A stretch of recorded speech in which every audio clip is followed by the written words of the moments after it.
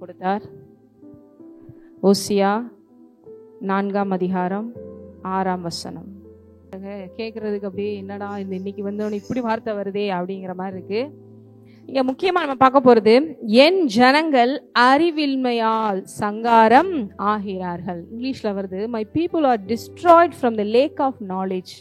My people அப்படின்னு சொல்றாரு. என் ஜனங்கள் அப்படின்னா யார் ஜனங்கள்? தேவனோட பிள்ளைகள் தான். ஏன்னா நிறைய பேருக்கு இந்த டவுட் இருக்கு, தேவனோட பிள்ளைகளா இருக்கிறோமே, அப்புறம் ஏன் வாழ்க்கையில இந்த கஷ்டம், வாழ்க்கையில ஏன் லாஸ், வாழ்க்கையில ஏன் பிரச்சனை, வாழ்க்கையில ஏன் போராட்டம், ஏன் ஃபெயிலியர் வருது அப்படின்னு. அதுக்கு தான் சொல்றாரு, the lake of knowledge. என்னது? அறிவின்மை. அறிவின்மைனா எந்த அறிவு? நீங்க ஸ்கூல்ல படிச்சு எடுக்கிற அறிவு இல்லை, காலேஜில் போய் படிச்சு வர்ற அறிவு இல்லை, இல்லை இந்த உலகம் சொல்லி கொடுக்குற அறிவு இல்லை, தேவனை பற்றிய அறிவு. எதை பற்றிய அறிவு? தேவனை எங்க இருந்து தான் அறிந்து கொள்ள முடியும்?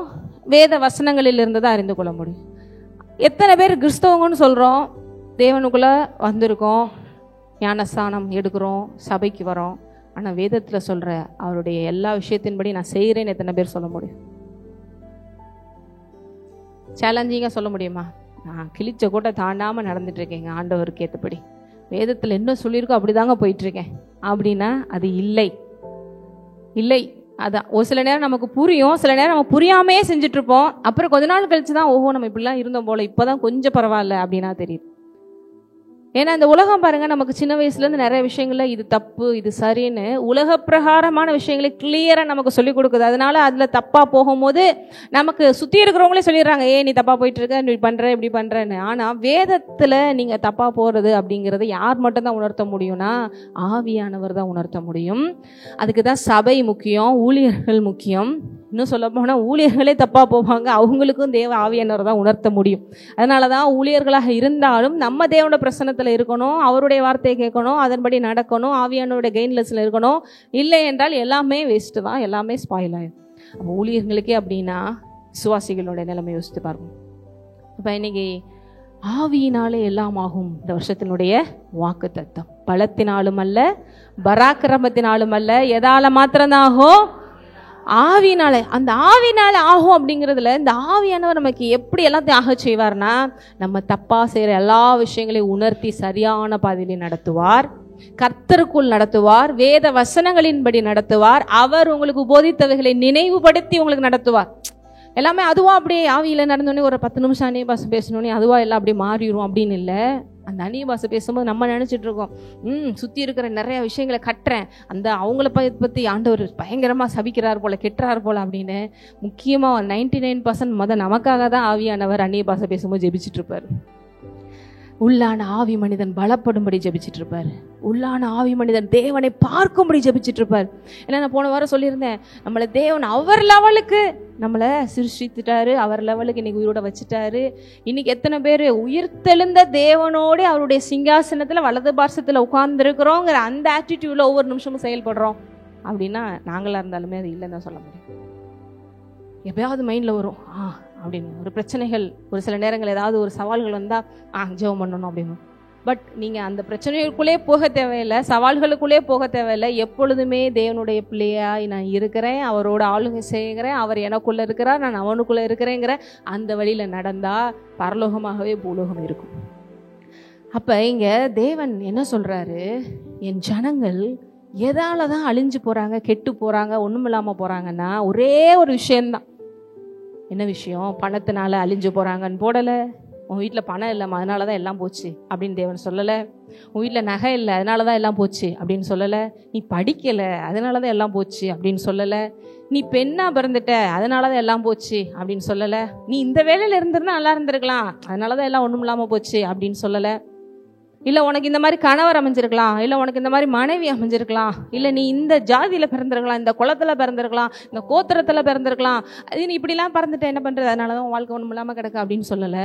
ஒரே ஒரு விஷயம் என்ன, என்னை பற்றிய அறிவு இல்லாமல் போவது தான் ஒரு மனுஷனுடைய வீழ்ச்சிக்கு காரணமாக இருக்கிறது. கிளியரா வேதத்தில் தேவன் சொல்றார்.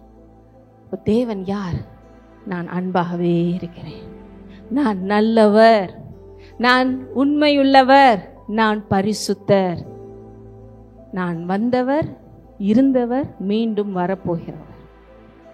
இத்தனை பேருக்கு அந்த ஒரு ஞானம் என்னைக்குமே இருக்கு. பாருங்க, நேற்று கூட லாஸ் ஏஞ்சலஸ்ல 2 நாளைக்கு முன்னாடி நடந்த அந்த தீ விபத்தெல்லாம் பார்த்துருப்பீங்க. இப்போ நடக்கும் போதெல்லாம் என்ன நினைக்கிறோம், சே என்னடா இப்படி நடந்துருச்சு அப்படின்னு. ஆனால் நிறைய ப்ராஃபட்டிக்கல் வார்னிங்ஸ் அவங்களுக்கு போய்கிட்டே இருந்திருக்கு. ப்ராஃபட்டிக்கல் வார்னிங்ஸ் அவங்களுக்கு போயிட்டே இருந்திருக்கு. தீர்க்க தரிசன எச்சரிப்பு அவங்க ஸ்ட்ரீட்டில் நின்றுக்கிட்டே ஊழியக்காரங்க வந்து பேசியிருக்காங்க. தேவன் ஆவியானவர் எச்சரிக்கிறாரு, தேவ கோபாக்கினை நேரிட போகுது. இந்த நாட்டில் இருக்கிற எல்லா பாவங்களும் சாபங்களும் இன்னைக்குமே இப்பயுமே என்ன பண்ணுங்க, சுத்திகரிக்க இடம் கொடுங்க. அநேக விபச்சாரங்கள் அதிகமாக இருக்குது, வேசித்தனங்கள் அதிகமாக இருக்குது, எல்லாம் உலக பிரகாரமாக ரொம்ப ஒஸ்ட்டாக போயிட்டுருக்கீங்க, தேவ கோபாக்கினை வரப்போகுதுன்னு எச்சரிப்பு வந்துட்டு இருக்கு. ஆனால் அவங்க சொல்லிக்கிட்டே இருக்காங்க பாருங்கள், ஸ்ட்ரீட்டில் நின்று அவங்க வாட்டில் போகிறாங்க, அவங்க வாட்டில் வராங்க. அந்த வீடியோ கூட போட்டிருக்காங்க. நீங்கள் எப்போ பார்த்தாலும் உங்களுக்கு தான்ப்பா வேலை, மைக்கை பிடிச்சிட்டு வந்துடுவாங்க. ஏசப்பா வர போகிறாரு, அவனோட நியாயம் திருக்க போகிறாரு, நீ செய்கிறதுலேருந்து மனம் திரும்பு, நீ கரெக்டாக வாழ்றியா பாரு. இவங்களுக்கு இதான் வேலையாக போச்சு. நம்ம ஓடுவோம். இருக்கிறதுலே ரொம்ப ஒரு பயங்கரமான ஒரு அழகான ஒரு சிட்டி, ஒரு எல்லா வெல்த்தும் நிறைஞ்ச சிட்டி, பெரிய பெரிய டாப் மோஸ்ட் கோடீஸ்வரர்கள், மில்லியனர்ஸ், பில்லியனர்ஸ்லாம் இருக்கிற இடம். இன்றைக்கி அவங்க வீடு என்ன ஆச்சு தெரியுமா? அவங்க எல்லாத்தையும் பூட்டி வச்ச பணம் நகையிலேருந்து எல்லாமே கருகி உயிர் பிழைச்சா வந்தா போதுங்கிற அளவுக்கு வந்து நிற்கிறாங்க. என்ன புதுசாக பார்க்குறீங்க, நியூஸில் பார்த்துருப்பீங்கல்ல, பெரிய பெரிய செலிப்ரிட்டிஸ் நேம்ஸ்லாம் போடுறாங்க. அவங்களாம் ஹாலிவுட்ஸ் அந்த மாதிரி இருந்திருப்பாங்க, நமக்கு நிறைய பேர் தெரியல. ஆனால் நான் பேசிகிட்டு இருக்கும்போது தான் சொன்னாங்க, அவங்களாம் கட்டுக்கட்டாக பணம் வச்சுருந்துருப்பாங்க. எல்லாம் பாருங்கள் சாம்பலாக போச்சு ஒரே நிமிஷத்தில். நீங்கள் சேர்த்து பூட்டி வைக்கிறது, தங்கமாக இருந்தாலும் உருகே உயிர் பிழைச்சா போதும் அப்படிங்கிற அளவுக்கு வெளில வந்து இப்போ மறுபடியும் ஜீரோலேருந்து லைஃப்பை ஸ்டார்ட் பண்ணுற அளவுக்கு அவ்வளோ பெரிய வசதியானவர்கள், பேர் படைத்தவர்கள், புகழ் படைத்தவர்கள், சொடக்கு போட்டா 1000 பேர் வந்து நிற்கிறவங்களுக்கு வசதியானவங்களாம் இன்னைக்கு நடு ரோட்டில் நிற்கிறாங்க. அப்போ எதுவும் உங்களை காப்பாற்ற போகிறதில்ல, எது மாத்திரம்தான் காப்பாற்றும்? தேவன் அவருடைய வார்த்தை. இங்கே நம்ம ஆமேன்னா சொல்கிறோம், ஆனால் லைஃப்பில் அப்படின்னு சொல்லி இறங்கி மண்டே டு சாட்டர்டே வாழ்கிற வாழ்க்கையை நீங்கள் யோசிச்சு பார்க்கணும். சண்டே ஒரு 1 hour சர்ச்சில் வந்துட்டு ஆமே அல்லேலுயா அப்படி சொல்லிட்டு திங்கக்கிழமையிலேருந்து சனிக்கிழமை வரைக்கும் நம்ம எப்படி வாழ்கிறோம்? ஒவ்வொரு நிமிஷமும் தேவன் தான் முக்கியத்துவம் கொடுக்குறோமா? ஒவ்வொரு இடத்துலையும் அவர் தான். அதுக்கு மீறி எது நடந்தாலும் பரவாயில்ல, என்ன லாஸ் ஆனாலும் பரவாயில்ல, நான் சர்ச்சுக்கு போவேன், என்ன லாஸ் ஆனாலும் பரவாயில்ல, நான் ப்ரேயர் பண்ணுவேன். அதுக்காக 1000 விஷயங்கள் தடைகள் வரும். இந்த இடத்த மட்டும் நீ மிஸ் பண்ணேன்னா உன்னுடைய பெரிய அளவுக்கு growth கெட்டு போயிடும், உன்னுடைய அது கெட்டு போயிடும், இது கெட்டு போயிடும் அப்படின்னு. ஆனால் அது எல்லாத்தையும் நீங்கள் தேவனுக்காக ஒதுக்கி வச்சிங்கன்னா பின்னால் திரும்பி பார்த்தீங்கன்னா உங்களுக்கு முன்னாடி ஓடிட்டு இருந்தவங்களாம் அங்கேயே தான் நிற்பாங்க. இன்னும் சொல்ல போனால் உங்களை பின்னால் போய் ஜீரோவில் போய் நிற்பாங்க. நீங்கள் அழகாக போயிட்டே இருப்பீங்க. ஏனென்றால் உங்களை அழைத்தவர் உண்மை உள்ளவர். அவர் பார்க்குறார், நீங்கள் செய்கிற ஒவ்வொரு விஷயத்திற்கான பலனை அவர் தருகிறவராக இருக்கிறார். அப்போ சர்ச்சுக்கு வர்றது ஏன் வரோம் அப்படின்னா, ஏதோ போய் உட்காந்துட்டு வந்துடுவோம், இல்லைன்னா இந்த வாரத்தில் தான் நடந்துடும். இல்லை, இந்த அறிவை பெற்றுக்கொள்ள தான் சர்ச்சுக்கே வரும். ஏனென்றால் இந்த அறிவு எங்கே தான் கொடுக்கப்படுகிறது? தேவனோட வார்த்தை எங்கே தான் போதிக்கப்படுகிறது? டாப் மோஸ்ட் யூனிவர்சிட்டியில் போதிக்கிறது இல்லை, top most colleges, top most ஸ்கூல்ஸில் போதிக்கிறது இல்லை, சபைகளில் மாத்திரம்தான் இந்த வேதம் சொல்லித்தரப்படப்படுகிறது. இத்தனை பேருக்கு சபை முக்கியம்னு நினைக்கிறீங்க? சபை முக்கியம். ஏன்னா பாருங்க, ஒரு நாள் ஸ்கூலுக்கு போனால் கூட சில்ட்ரன்ஸை நம்ம வந்து ஃபோர்ஸ் பண்ணுறோம். ஐயோ இன்னைக்கு ஒரு நாள் போலேன்னா இன்னைக்கு என்ன நடத்துனாங்களோ, இன்னைக்கு என்ன ஹோம்ஒர்க் கொடுத்தாங்களோ, போச்சே இத்தனை நாள் போச்சு, இதை மிஸ் பண்ணிடுவே அதை மிஸ் பண்ணிடுவேன்னு. ஆனால் அதை விட வேல்யூ, நீ ஒரு நாள் சர்ச்சுக்கு போகலன்னா உன்னோட பிளெஸ்ஸிங் மிஸ் ஆயிரும்.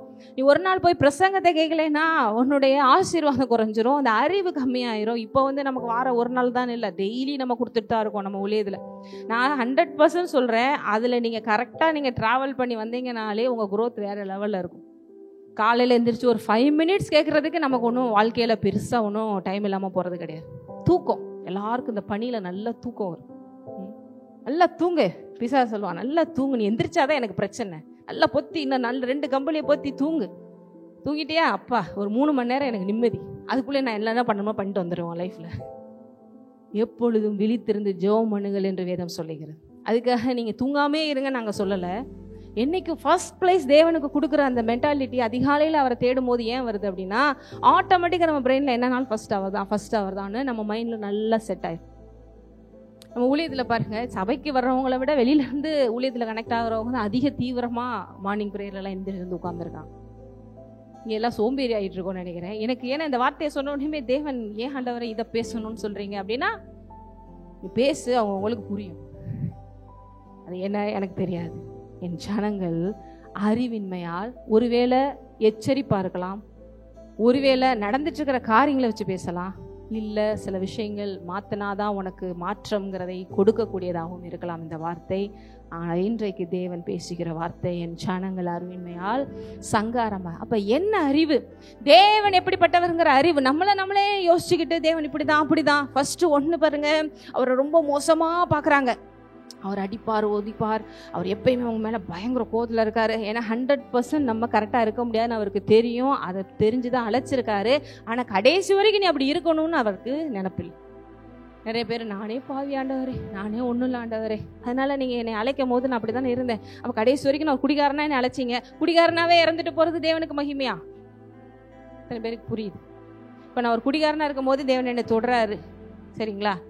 அதுக்கடுத்து நான் ஆண்டவருக்குள்ளே வரேன். அப்புறம் பரவாயில்ல, நீ உன்னோட சரீரத்தை நான் பார்க்கல, உன்னோட இதயத்தை நான் பார்க்குறேன், மறுபடியும் குடிச்சிக்கிறது, மறுபடியும் உன் கிருபை இருக்கு மன்னிக்கு, இதை மறுபடியும் குடிச்சிக்கிறது, இப்படியே கடைசி வரைக்கும் போனீங்கன்னா அது தேவனுக்கு மகிமையா, உங்களுக்கு ஆசீர்வாதமா? இல்லை. அப்போ தேவ அன்பு என்ன செய்யுது, கிருபை என்ன செய்யுது? எனக்கு தெரிஞ்ச நிறைய பிரதர்ஸ்னோட டெஸ்டிமோனிஸ்லாம் கேட்டிருக்கேன் பாருங்க. அவங்க எடுத்தோடனே அந்த பழக்கத்தை விட முடியல. சிகரெட் குடி, அப்படியே குடிச்சு அப்படி வீட்டில் அப்படியே கடந்து இவெல்லாம் உருப்படவே போகிறதில்ல அப்படின்னு சொன்ன கேஸு. சர்ச்சஸ்க்கு முன்னாடிலாம் போனாங்கன்னா ரொம்ப, ஏன்னா அவங்க வீட்டில் ஒரு சகோதரர் ரசிக்கப்பட்டிருந்திருக்காரு, அதனால் அகைன்ஸ்டாக அசிங்கமாக பேசுறது, தேவனை பற்றி, சர்ச்சுக்கு முன்னாடி போனால் காரி துப்பிட்டு போகிறது, இந்த மாதிரி என்னென்னலாம் அகாண்டாவதம் பண்ணுமோ எல்லாமே பண்ணுவாராம். அவரையும் அவங்க வீட்டில் இருக்கிற அவங்க அண்ணனுடைய ரட்சிப்பின் மூலம் அவரையும் ஒரு நாள் தேவன் தொட்டார். தொட்ட பிறகுமே அடுத்த நாளே அப்படியே டோட்டலாக குடி சிகரெட்லாம் மாறிடுச்சான்னு அவர் சொல்கிறாரு. இல்லை, மறுபடியும் அந்த டெம்டேஷன். அப்போ நான் போய் ஒரே 10 சிகரெட்டுக்கு இந்த 1 வச்சுக்கிறேன் ஆண்டவரே அப்படின்ட்டு போனேன்னா தேவனோட சத்தம் கேட்குமா? நான் முக்கியமா அது முக்கியமா? நான் பெருசா அது பெருசா? இப்படியே ஸ்டெப் பை ஸ்டெப்பா 4 பீடி 5 பீடி இருந்தது 1 பீடியா மாதிரி, 1 பீடி அதுக்கடுத்து 3 நேரம் குடிச்சது 2 நேரமா மாதிரி, 1 நேரமா மாதிரி. இன்னைக்கு சுத்தமா அவ்வளோ அடிக்ஷன்ல இருந்தவர் இன்னைக்கு சாட்சி சொல்லி குடும்பக்குள்ள பிள்ளைகளோட, உனக்குலாம் எவன் பொண்ணு கொடுப்பா, கல்யாணமே ஆகாது, அப்படி கல்யாணம் ஆனாலும் உனக்கு ஒன்றும் நடக்க போறதும் கிடையாதுன்னு சொன்னவர் 2 பசங்களோட குடும்பம் குட்டியோட இன்னைக்கு சூப்பரா சென்னையில வாழ்ந்துட்டு இருக்காங்க. ஆனால் மறுபடியும் அந்த குடி கிடையாது, சிகரெட் கிடையாது. அவங்க பார்த்தாலே டோட்டலாக வேற மாதிரி புது மனுஷனாக இருக்கிறாங்க. அதுதான் கிருபை செய்கிற வேலை. நிறைய பேர் என்ன பண்ணுறாங்க, அவங்கவுங்க செய்கிற தப்புக்கு என்ன பண்ணிக்கிறாங்க, இந்த கிருபைங்கிற வேலை யூஸ் பண்ணிக்கிட்டு அது பரவாயில்ல அது பரவாயில்ல. அதான் சொல்கிறேன், கொஞ்ச நாளைக்கு ஆரம்பத்தில் ரசிக்கப்பட்டு கொஞ்ச நாளைக்கு பரவாயில்லன்னா பரவாயில்ல, கடைசி வரைக்கும் 5 வருஷம் ஆச்சுங்க இன்னும் அப்படி தான் இருக்குது, இம்ப்ரூவ்மெண்ட்டே தெரியலன்னா அது பெரிய லாஸ். யாருக்கு? தேவனுக்கு லாஸ், நமக்கு லாஸ். அப்போ கோஆப்ரேஷன் முக்கியம், அந்த அறிவு முக்கியம், விசுவாசத்தினுடைய ஒரு வார்த்தைகளை கேட்பது முக்கியம், கர்த்தர் நல்லவங்கிற அந்த அறிவு முக்கியம். அப்போ இன்னைக்கு சொன்ன மாதிரி கர்த்தர் உங்களை வரும்போது வருகையில விட்டுட்டு போக மாட்டாரு, பயப்படாதீங்க அப்படின்னு சொல்றது ஏன் சொல்றாருன்னா, நீங்க என்னன்னாலும் பண்ணிட்டே இரு, நான் வந்து கூட்டிட்டு போயிருவேன் அப்படி இல்லை. இப்படி நீ வருவீங்க, உங்களுக்கு இந்த வார்னிங்ஸ் வரும், நீங்க மாத்திக்கிருவீங்க, இப்படி உங்களை நான் ரெடீம் பண்ணி உங்களை கூட்டிட்டு போயிருவேன்னு அர்த்தம். இத்தனை பேருக்கு புரியுது? நான் வாட்டில் என்னன்னாலும் பண்ணுவேன், எப்படினாலும் இருப்பேன், கர்த்தர் என்னை கூட்டி போயிடுவேன், ஏன்னா ஞானஸ்தானம் எடுத்துட்டேன்ல, அப்படி ஒன்றும் பைபிளில் போடவே இல்லை. கிளியராக போட்டிருக்கு.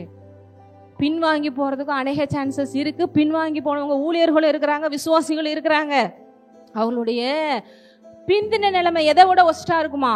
முந்தின நிலைமையை விட ஒஸ்ட்டாக இருக்கும். நீங்கள் நிறைய பேர் அப்படியே வெளில தெரியாத மாதிரி ஊழியர்கள் கொண்டு அப்படியே காமிச்சிட்டு இருக்காங்க, எங்கள் மல்லெல்லாம் ஒன்றுமே தப்பு இல்லை அப்படின்னு எல்லாம். ஏன்னா அந்த கிருபை அப்பா அப்படிங்கிற அந்த 2 வேர்டை வச்சு அப்படியே வாழ்க்கையில யூஸ் பண்ணிக்கிட்டு அப்படியே எஸ்கேப் ஆயிடலான்னு போறாங்க. அவர் தேவனாகவும் இருக்கிறாருங்கிறத மறந்துடக்கூடாது. அவர் அப்பான்னு கூப்பிடலாம். அப்பா என்ன ரோல் பெர்ஃபார்ம் பண்றாரு? He is God. சொல்லுங்க பக்கத்துல அவங்க பாத்துங்க, he is God, he is God. அவர் தேவன். அவர் தேவனா இருக்க வேண்டியதுல தேவனா இருப்பாரு, அப்பான்றதுல. இப்ப பாருங்க, நான் ஏற்கனவே சொன்ன மாதிரி நான் வீட்டுல அம்மாவா இருக்கலாம், ஆனா சர்ச்ல நான் பாஸ்டர். எல்லாரையும் மாதிரி அவங்க உட்கார தான் செய்யணும், கேட்க தான் செய்யணும். இல்லை நான் அப்படியே எந்திரிச்சு போகிறேன் அப்படின்னு சொல்ல முடியாது. அப்படி போனால் அவங்களுக்கு லாஸ். அதே போல தான் அவர் தேவன். அவர் எல்லாம் வச்சிருக்கிற பிரமாணங்கள் சத்தியங்கள் எல்லாம் உண்மைதான். ஆனா இன்னைக்கு இந்த கிருபைன்னு ஒண்ணு நமக்கு இருக்கு இயேசு கிறிஸ்து மூலமா. ஏன்? அவர் ரத்தத்தை விசுவாசிக்கிறதுனால. அப்ப அது என்ன பண்ணுது? நம்ம தப்பு பண்ணும் போதெல்லாம் நீ என்னன்னாலும் பண்ணிக்கோ, என்னுடைய ரத்தத்தை கொண்டு நான் அழிச்சிடுறேன், நீ எப்படினாலும் வளர்ந்துக்கோ, அழிச்சிடுறேன், அப்படி செய்யறது இல்ல. அந்த ரத்தத்தை கொண்டு நம்மளை கழுவி சுத்திகரிச்சு மறுபடியும் அந்த தப்பை செய்யாதவன நம்மளை சுத்தப்படுத்தி அவரை போல மாற்றுகிறது.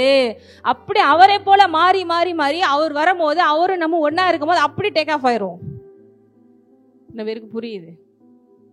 அந்த ப்ராசஸ் என்னைக்குமே ஆவியானவர் செஞ்சிட்டு இருக்காரு. பரிசுத்தத்தின் மேல் பரிசுத்தம் வந்துகிட்டே இருக்கணும். எத்தனை பேர் சொல்றீங்க, என் லைஃப்ல இப்போ ஒரு 5 years ஆச்சு நம்ம சபை ஆரம்பிச்சு, நான் கனெக்டடா இருக்கிறேன், என் லைஃப்ல இப்ப அந்த ஹோலினஸ், அது தேவனோட நெருங்குற விஷயம், தேவனுடைய வார்த்தையில இருக்கிற அந்த அறிவு, தேவனோட அந்த உறவு, இது எல்லாம் முதல்ல விட இப்போ கொஞ்சம் இன்க்ரீஸ் ஆகிருக்குன்னு எத்தனை பேரால சொல்ல முடியுது? அப்படி சொல்றவங்க தான் பாருங்க கரெக்டான இடத்துல உட்காந்துருக்கீங்க, கரெக்டான சபையில் உட்காந்துருக்கு, கரெக்டாக உங்களை ஊழியர்கள் நடத்துறாங்கன்னு அர்த்தம். இருக்க எனக்கு என்ன பின்வாங்கி போன மாதிரி இருக்கு அப்படின்னா பெரிய அடி விழ போகுது அப்படின்னு அர்த்தம். இத்தனை பேருக்கு புரியுது? இம்ப்ரூவ்மெண்ட்ஸ் டே பை டே இருக்கணும். பரிசுத்தத்தின் மேல் பரிசுத்தம், கிருபையின் மேல் கிருபை. அப்படி இருந்தாதான் மகிமையின் மேல் மகிமை வரும். Check your heart. உங்க ஹார்ட்டை நீங்க கேட்டாலே தெரியும் அது எந்த லெவலுக்கு இருக்குன்னு, வேற யாரும் சொல்ல தேவையில்லை. அப்போ இந்த அறிவின்மையால் சங்காரம். ஏன்னா நாங்களும் பாருங்க ஒரு 5 வருஷம் ஊழியத்துக்கு வந்ததுனால நிறைய விஷயங்களை பார்க்குறோம், நிறைய ப்ராப்ளம்ஸை கேட்குறோம். ஏங்க இவங்க மட்டும் இந்த மாதிரி வாழ்க்கையில் இருந்துகிட்டே இருக்காங்க, இவங்களுக்கு மட்டும் என் வாழ்க்கையில் ஒரு சொல்யூஷனே கிடைக்க மாட்டேங்குது? நிறைய கேசஸ்லாம் எடுத்து பார்த்தோம்னா அவங்களுடைய அந்த அறிவின்மை தான் சொல்லணும். தேவனை பற்றி அறிவின்மை, விடாமல் தேவனுடைய வார்த்தைகள் என்ன சொல்லுதுங்கிறது வெளிப்பாடு. இப்போ கூட குயிஸ்லாம் வச்சோம் பாருங்க. அது என்ன அறிவுனா, வேதத்தில் என்னென்னலாம் போட்டிருக்கு அப்படின்னு ஒரு புக் நாலேஜ். அந்த புக் நாலேஜ் இருந்தாதான் அந்த புக் நாலேஜை வச்சு தேவன் உங்களுக்கு வெளிப்பாடுகளை கொடுக்க முடியும். அந்த வெளிப்பாடுகள் தான் உங்களுக்கு விஸ்டம், ஹெவன்லி விஸ்டமாக மாதிரி உங்களை அடுத்து தேவனுடைய அந்த சூப்பர் நேச்சுரல் லைஃப் ஸ்டைலுக்குள்ளே நடத்தும். எதுவுமே தெரியல, கர்த்தர் மேய்ப்பரான் தாழ்ச்சி அடையன்னு இப்போ 3வது ஆளை கூப்பிட்டு வச்சு நான் சொல்லிட்டு இருக்கிறேன். அவனுக்கு என்ன தெரியும்? இன்னுக்கு மேய்ப்பராக இருக்கிறாரான், தாழ்ச்சி அடையல, நம்ம என்ன ஆட்டுக்குட்டியா இவங்க எப்படி சொல்கிறாங்க? அப்போ கொஞ்சமாவது நாலேஜ் உள்ளே போகணுமா? அப்போ கர்த்தர் யாரு? அவர் தேவன்பா, அவர் மேய்க்கிற ஒரு மேய்ப்பன் போல இருக்காருப்பா, நம்மெல்லாம் ஆடுகளாக இருக்கிறோம்ப்பா. அப்போ சில விஷயங்கள்லாம் பைபிளில் இருந்து அவங்களுக்கு தெரியும். அதனால தான் பாருங்கள், நான் பைபிளை பற்றி தெரிஞ்சுக்கிறது முக்கியம். எத்தனை பேருக்கு பைபிளை பற்றி எனக்கு தெரியும்? நிறைய பேர் இன்னைக்கும் பாருங்கள் ரட்சிக்கப்பட்டவங்க எனக்கு எடுக்க கூட தெரியாது. படிக்காதவங்களா இருந்தால் பரவாயில்லன்னு நினைக்காதீங்க, ட்ரை பண்ணணும். ஏன்னா எத்தனையோ சாட்சிகள் படிக்காதவங்க கூட ப்ரேயர் பண்ணி படித்ததா சாட்சிகள் இருக்குது. நம்ம எவ்வளோ விஷயத்துக்கு முயற்சி பண்ணுறோம், ஆனால் தேவனே நீங்கள் தான் அதை எழுதுனீங்கன்றாங்க, நீங்கள் எனக்கு கண்ணை திறந்து விடுங்க, நான் படிக்கன்னு சொன்னீங்கன்னா கண்டிப்பாக ஹெல்ப் பண்ணுவார். ஏன்னா எல்லாம் முடியும்னா அதுவும் முடியும் தானே அர்த்தம்.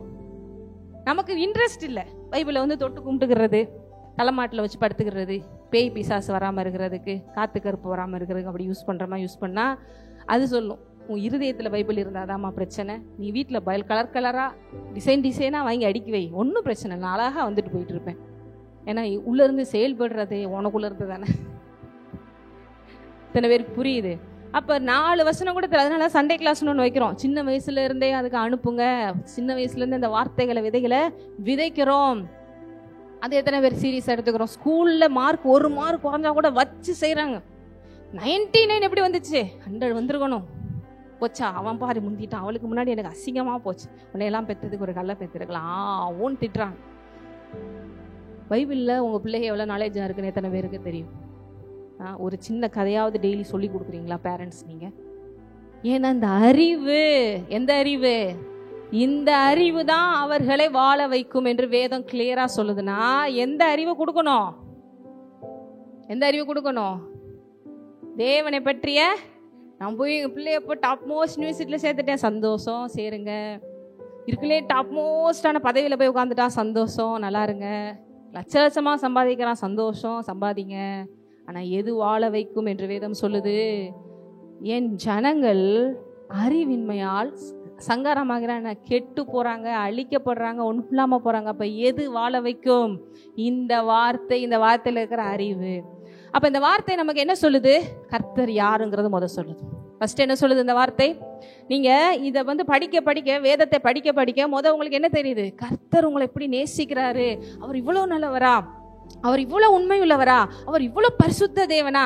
ஏன்னா இந்த அன்புங்கிறத ஒன்றை வச்சு ட்விஸ்ட் பண்ணுறாங்கன்னு உங்களுக்கு ஏற்கனவே நிறைய சொல்லியிருக்கேன் இல்லையா? அன்பு அப்படின்னா என்ன பண்ணுறது? எப்படினாலும் இருந்துக்கலாம். இப்போ எனக்கு அந்த பொண்ணை தான் பிடிச்சிருக்கு, தேவன் என் மேலே அன்பாக இருக்கார்ல, எப்படினாலும் ஆண்டவரே 21 நாள் உபவாசம் இருக்கிறேன், எப்படியாவது அந்த பொண்ணை எனக்கு செட் பண்ணி கொடுத்துரும். அன்பு தேவ அன்பு செய்யும், எனக்காக செய்யவே செய்யாது. அதே மாதிரி இந்த பையனை தான் எனக்கு பிடிச்சிருக்கு, எனக்கு இந்த மாதிரி வேணும், அந்த மாதிரி வேணும். தேவ அன்பு அன்பு என் மேலே அன்பா இருக்காருல்ல, எனக்கு செஞ்சிருவார். எனக்கு இந்த பிஸ்னஸ், எனக்கு இந்த இது, எனக்கு அந்த இது எல்லாம் நம்ம செட் பண்ணி வச்சுட்டு எனக்கு இதை பண்ணி கொடுத்துருங்க, அதை பண்ணி கொடுத்து, ஏன்னா நீங்கள் அன்பா இருக்கீங்கல்ல எனக்கு செஞ்சு கொடுத்துருன்னா நம்மளே வீட்டில் இருக்கிற பிள்ளைகளுக்கு செய்ய மாட்டோம். உனக்கு இது செட் ஆகாது, பொறுமையாயிரு, நம்மளே வீட்டில் திட்டிக்கிட்டே இருக்கிறோன்னா தேவன் உங்களை அப்படி விழுவானா விட மாட்டார். எது சரியோ எது பெஸ்ட்டோ அதை தான் உங்களுக்கு கொடுப்பாரு. அதுக்கு தான் சில நேரங்களாக சிலருக்கு அப்படியே இருக்குது. ஏன் அப்படி இருக்கக்கூடாதுன்னா, தேவன் எப்பயுமே உங்களுக்கு கொடுக்கறதெல்லாம் பரிசுத்தம் உள்ளதாக இருக்கும். தேவன் உங்களுக்கு எப்பயுமே கொடுக்கறதெல்லாம் பெஸ்ட் ஆஃப் பெஸ்ட்டாக இருக்கும். தேவன் உங்களுக்கு கொடுக்கறதெல்லாம் எப்பயுமே எப்படி இருக்கும், உங்களை விட்டு எடுபடாததா இருக்கும். நீ நினைக்கிறேன்னு சொல்லி அந்த பிள்ளைய சேர்த்து வச்சுட்டு அது 2 மாசத்துலேயே போயிடுச்சுன்னா அப்போ யார் கஷ்டம்? நீங்கள் கஷ்டப்படுறது தேவனுக்கு பிரியம் இல்லை. இத்தனை பேருக்கு புரியுது. அதனால உனக்கேத்த ஆளை நான் சரி பண்ணி வச்சிருக்கேன். உனக்கேத்த ஏவாள் வருவான், உனக்கேத்த ஆதாம் வருவான், அதுதான் கரெக்டாக போகும்னு தேவன் வச்சிருக்கேன். நம்ம யோசிச்சு நம்ம ஒரு இதை பண்ணி செஞ்சு எதுவுமே நடக்க போறது இல்லை. அப்படி நடந்தாலும் அது சரியா வராது. எந்த சித்தம் மாத்திரம்தான் சரியா வரும். இந்த அறிவு இல்லாம நிறைய பேர் என்ன ஆகுறாங்க, இந்த அறிவு இல்லாம நமக்கு இது எப்படி லோத்து மாதிரி தோணும், பச்சை பசேர்னு இருக்கே ஆண்டவரே. லோத்துக்கு தோணுச்சா? ஆபிரகாமே லோத்தையும் பிரிக்க சொன்னார். லோத்து இங்கேருந்து பார்க்குறாரு, ஐயோ எவ்வளோ க்ரீனிஷாக இருக்கு, ஊட்டி கொடைக்கானல் மாதிரி இருக்கு, ஐயோ இப்போல்லாம் 0 டிகிரியா, அப்படி போனான்னா இன்னும் சூப்பராக இருக்கும் அப்படின்லாம் தோணுது. இங்கே போய் வேண்டான்றாரு. ஆபிரகாம் சொல்கிறாரு, நீ எது பெஸ்ட்டோ நீ எடுத்துக்கோ. இந்த பொண்ணு பார்க்குறதுக்கு எவ்வளோ நல்லா இருக்கு, இதுவா வேணான்றீங்க ஆண்டவரே, பாருங்க ஆண்டவரே பாருங்க, எல்லாத்தையும் விட நல்லா இருக்கு பாருங்க, இந்த பையன் என்ன குறைச்சல் கொஞ்சம் நல்லா பாருங்க அப்படின்னு நம்ம உட்காந்துக்கிட்ட 1000 விஷயத்த கணக்கு போட்டு சொல்லுவோம். அவர் சொல்ற உள்ள பெரிய பிசாசே இருக்கு தெரியுமா உனக்கு? வெளியில பார்க்கறது ஹீரோ மாதிரி இருக்கலாம், உள்ள ஆவி மனிதன் பாதாளத்தில் இருக்கிற பிசாசு மாதிரி இருக்கு. அப்ப ஆவிக்குரிய கண்ணை கொண்டு உங்களுக்கு பார்க்க தெரியுமா? எத்தனை பேருக்கு பார்க்க தெரியும்? நமக்கு ஆவிக்குரிய கண் ஓப்பன் ஆனா தானே ஆவிக்குரிய கண்ணை வச்சு பார்க்கறது. இத்தனை பேருக்கு தெரியுது?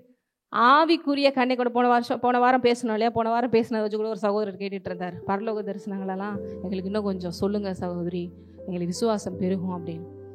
என்னன்னா ஒரு சிலர்லாம் ஏதோ ஒரு தடவை ஏதாவது ஒன்று நடந்துருச்சுன்னா கூட பெருசாக சொல்லி ஃபேமஸ் ஆகி இதை வச்சு சர்ச்சில் ஒரு 1000 பேர் கூப்பிட்டுடலான்டான்னு நினைப்பாங்க. நம்மலாம் சொல்லணும்னா நிறைய சொல்லலாம், ஆனால் நிறைய விஷயங்கள் எந்த நேரம் எப்பப்போ சொல்லணுமோ அப்போ சொன்னால் தான் அது கரெக்டாக இருக்கும் இல்லையா? எல்லாத்துக்கு மேலே நிறைய பர்சனலாக எனக்கு வரப்போகிற ஊழிய அழைப்பு, எனக்கு நான் இப்படி இருக்க போகிறேன், நிறைய விஷயங்கள் அந்த மாதிரி ரிலேட்டடாக தான் இருந்ததை உங்களுக்கு சொல்லி யூஸ் கிடையாது. இன்னொன்று எப்போ சொல்லணும்னு வச்சுருக்காரோ அப்போ நம்ம சொல்லுவோம், புக்காகவும் போடுவோம். அப்புறம் அங்கட இப்படி இருந்துச்சு இங்கட இருந்துச்சு. இதை விட எல்லாத்தையுமே வேதத்தில் உங்களுக்கு அழகாக சொல்லியிருக்கார். அதை நீங்கள் வாசித்து புரிஞ்சு அதில் நீங்கள் விசுவாசம் வச்சிங்கன்னா உங்கள் வாழ்க்கை மாறும், நீங்களும் பார்க்கலாம். நான் தேவன் சொன்ன பார்க்கறனால உங்களுக்கு எதாவது ஆசீர்வாதமான கிடையாது, நீங்கள் பார்த்தா தான் உங்களுக்கு ஆசீர்வாதம். இப்போ உங்களை அந்த பாதையில் நான் நடத்தினாதான் உங்களுக்கு ஆசீர்வாதம். சில பேருக்கு புரியுது. ஆனால் சில விஷயங்கள் மாதிரிலாம் இருக்குங்கிறத நீங்கள் பிலீவ் பண்ணுறதுக்காக தான் அப்பப்போ இதெல்லாம் சொல்கிறது ஒழிய, நான் போனேன் அடுத்த ஸ்டெப் என்ன அடிச்சு தெரியுமா, அடுத்த ஸ்டெப் இதை கேட்குறதுனால உங்களுக்கு நிறைய பேர் விசுவாசம் பெருகுன்றாங்க. அதை விட எத்தனையோ தேவ மனிதர்கள் வேதத்திலேயே பார்த்த விஷயங்கள் எழுதி வச்சுருக்காங்க. அதை நீங்கள் பார்த்தீங்கனாலே விசுவாசம் அதை விட அதிகமாக பெருகும். ஒருவேளை அதையும் விட பர்சனலாக பேசணும்னு நினச்சோன்னா நம்ம கூகுள் மீட் மாதிரிலாம் ஃப்யூச்சரில் போட்டு நம்ம அதை பற்றி பேசுவோம். தேவன் எப்போ அதை ரிவ்யூ பண்ண விரும்புகிறாரோ அப்போ பண்ணட்டும். எத்தனை பேருக்கு புரியுது? அப்போ என் ஜனங்கள் எதால் சங்காரமாகறாங்க? இன்னைக்கு இப்போ பாருங்க, உலகத்தில் நம்ம ஒரு வெற்றி இல்லாத வாழ்க்கை வாழ்ந்துட்டு இருக்கோம். எதனால? தேவன் கிளியராக சொல்கிறார், யாராக இருந்தாலும் சரி, நானாக இருந்தாலும் சரி, நீங்களாக இருந்தாலும் சரி, எவ்வளோ பெரிய ஆளாக இருந்தாலும் சரி, ஒத்துக்கிட்டு தான் ஆகணும். என் வீட்டில் அது சரியில்லை, இது சரியில்லை, எதுவும் சரியில்லைன்னா அப்போ அந்த போர்ஷனில் தேவன் என்னை குறித்து வைத்திருக்கிறார், வேத வசனம் என்னை குறித்து என்ன சொல்லுது, அந்த அறிவை நான் வளர்த்து கொண்டு அந்த அறிவினால் நான் நிரம்பி அதை விசுவாசித்து அதை செயல்படுத்தும் போது அங்கே வெற்றி வரும். இத்தனை பேருக்கு புரியுது? 10th ஸ்டாண்டர்ட் எழுதணும்னா 10th ஸ்டாண்டர்ட் எழுதக்கூடிய சிலபஸ்லாம் முதல்ல நம்ம தரவாக இருக்கணும். அந்த சிலபஸை தரவா இல்லாமல் ஐயோ அவன் முடிச்சுட்டானே இவன் முடிச்சுட்டானே எனக்கு மட்டும் ஃபெயில் ஆகிட்டே இருக்குன்னா மறுபடியும் நல்லா படி, போர்ஷன்ஸை நல்லா பாரு, நல்லா நாலேஜ் இன்க்ரீஸ் பண்ணிக்கோ. 100 கூட நீ எடுக்கலாம். அப்போ 30, 60, 100 மடங்கு பலன் தரக்கூடிய அளவுக்கு நம்ம இருதயத்தை தேவன் மாற்ற வல்லவராக இருக்கிறார். சில வசனங்களை உங்களுக்கு வாசிக்க விரும்புகிறேன். ஏன் எதை விஷயம் தேவன் சொல்ல வர? ஃபர்ஸ்ட் தேவன் யாருங்கிற அறிவு, அதுக்கடுத்து அவர் எப்படிப்பட்டவருங்கிற அறிவு, அவர் என்ன சொல்றாருங்கிற அறிவு, இந்த விஷயங்களெல்லாம் தெரிஞ்சு அதை செயல்படுத்தும் போது நமக்கு 100% வெற்றி. இங்கே எதுக்கு இங்கே ஓசியால இந்த தீர்க்கதரிசி சொல்லிட்டு இருக்காருன்னா, இஸ்ரேல் ஜனங்கள் எப்பயுமே என் ஜனங்கள் சொல்றாரு இல்லையா? அப்ப இஸ்ரேல் ஜனங்கள் யாரு? அவர் ஜனங்கள் தான், அவரால் தெரிந்து கொள்ளப்பட்ட ஜனங்கள் தான். அவங்களுக்கு ஏங்க இவ்வளோ பெரிய வார்னிங்ஸ் அப்படின்னா, தேவனுடைய வார்த்தை மதிக்கல, தேவனுடைய கட்டளைகளை கடைபிடிக்கல, எல்லாம் தப்பு தப்பா பண்றது, தேவனுக்கு விரோதமா பண்றது. அப்பதான் இதை சொல்ற, இந்த அறிவு இல்லாத, என் தேவனை பிடிச்சு கொள்ளக்கூடிய அறிவு இல்லாம, எந்த அறிவு? தேவன் மாத்திரம்தான், அவர் தான் தேவையான ஒன்றுங்கிற அந்த அறிவு இல்லாம இருக்கிறனால கெட்டு குட்டிச்சோராகி ஒண்ணுமில்லாம போய் கடைசியில் இந்த மாதிரி வாசம் வருது. அதிலே லாஸ்ட்ல வந்து மறுபடியும் பாருங்க, தேவன் நல்லவரா இருக்கனால சரி பண்ணி கொண்டு வந்து அவங்கள பிளஸ் பண்றாரு. லாஸ்ட் சாப்டர்ல வரும், அதை கடைசியா வாசிப்போம். அதுக்கு முன்னால சில விஷயங்களை வந்து மத்தேயுல இருந்து நான் உங்களுக்கு வாசிக்க விரும்புறேன். மத்தேயு எடுத்துக்கோங்க. மத்தேயு 15ஆம் அதிகாரம். சிலர்லாம் பார்த்தீங்கன்னா கிறிஸ்தவங்கள வந்துடுறாங்க, உள்ள வந்துட்டு எல்லாம் தெரியும்னு நினைக்கிறாங்க, ஆனால் எல்லாம் தப்பு தப்பாக பண்ணுறாங்க. அது எப்படி அப்படிங்கிறதையும் பாருங்க. மத்தேயு 15:3 படிங்க.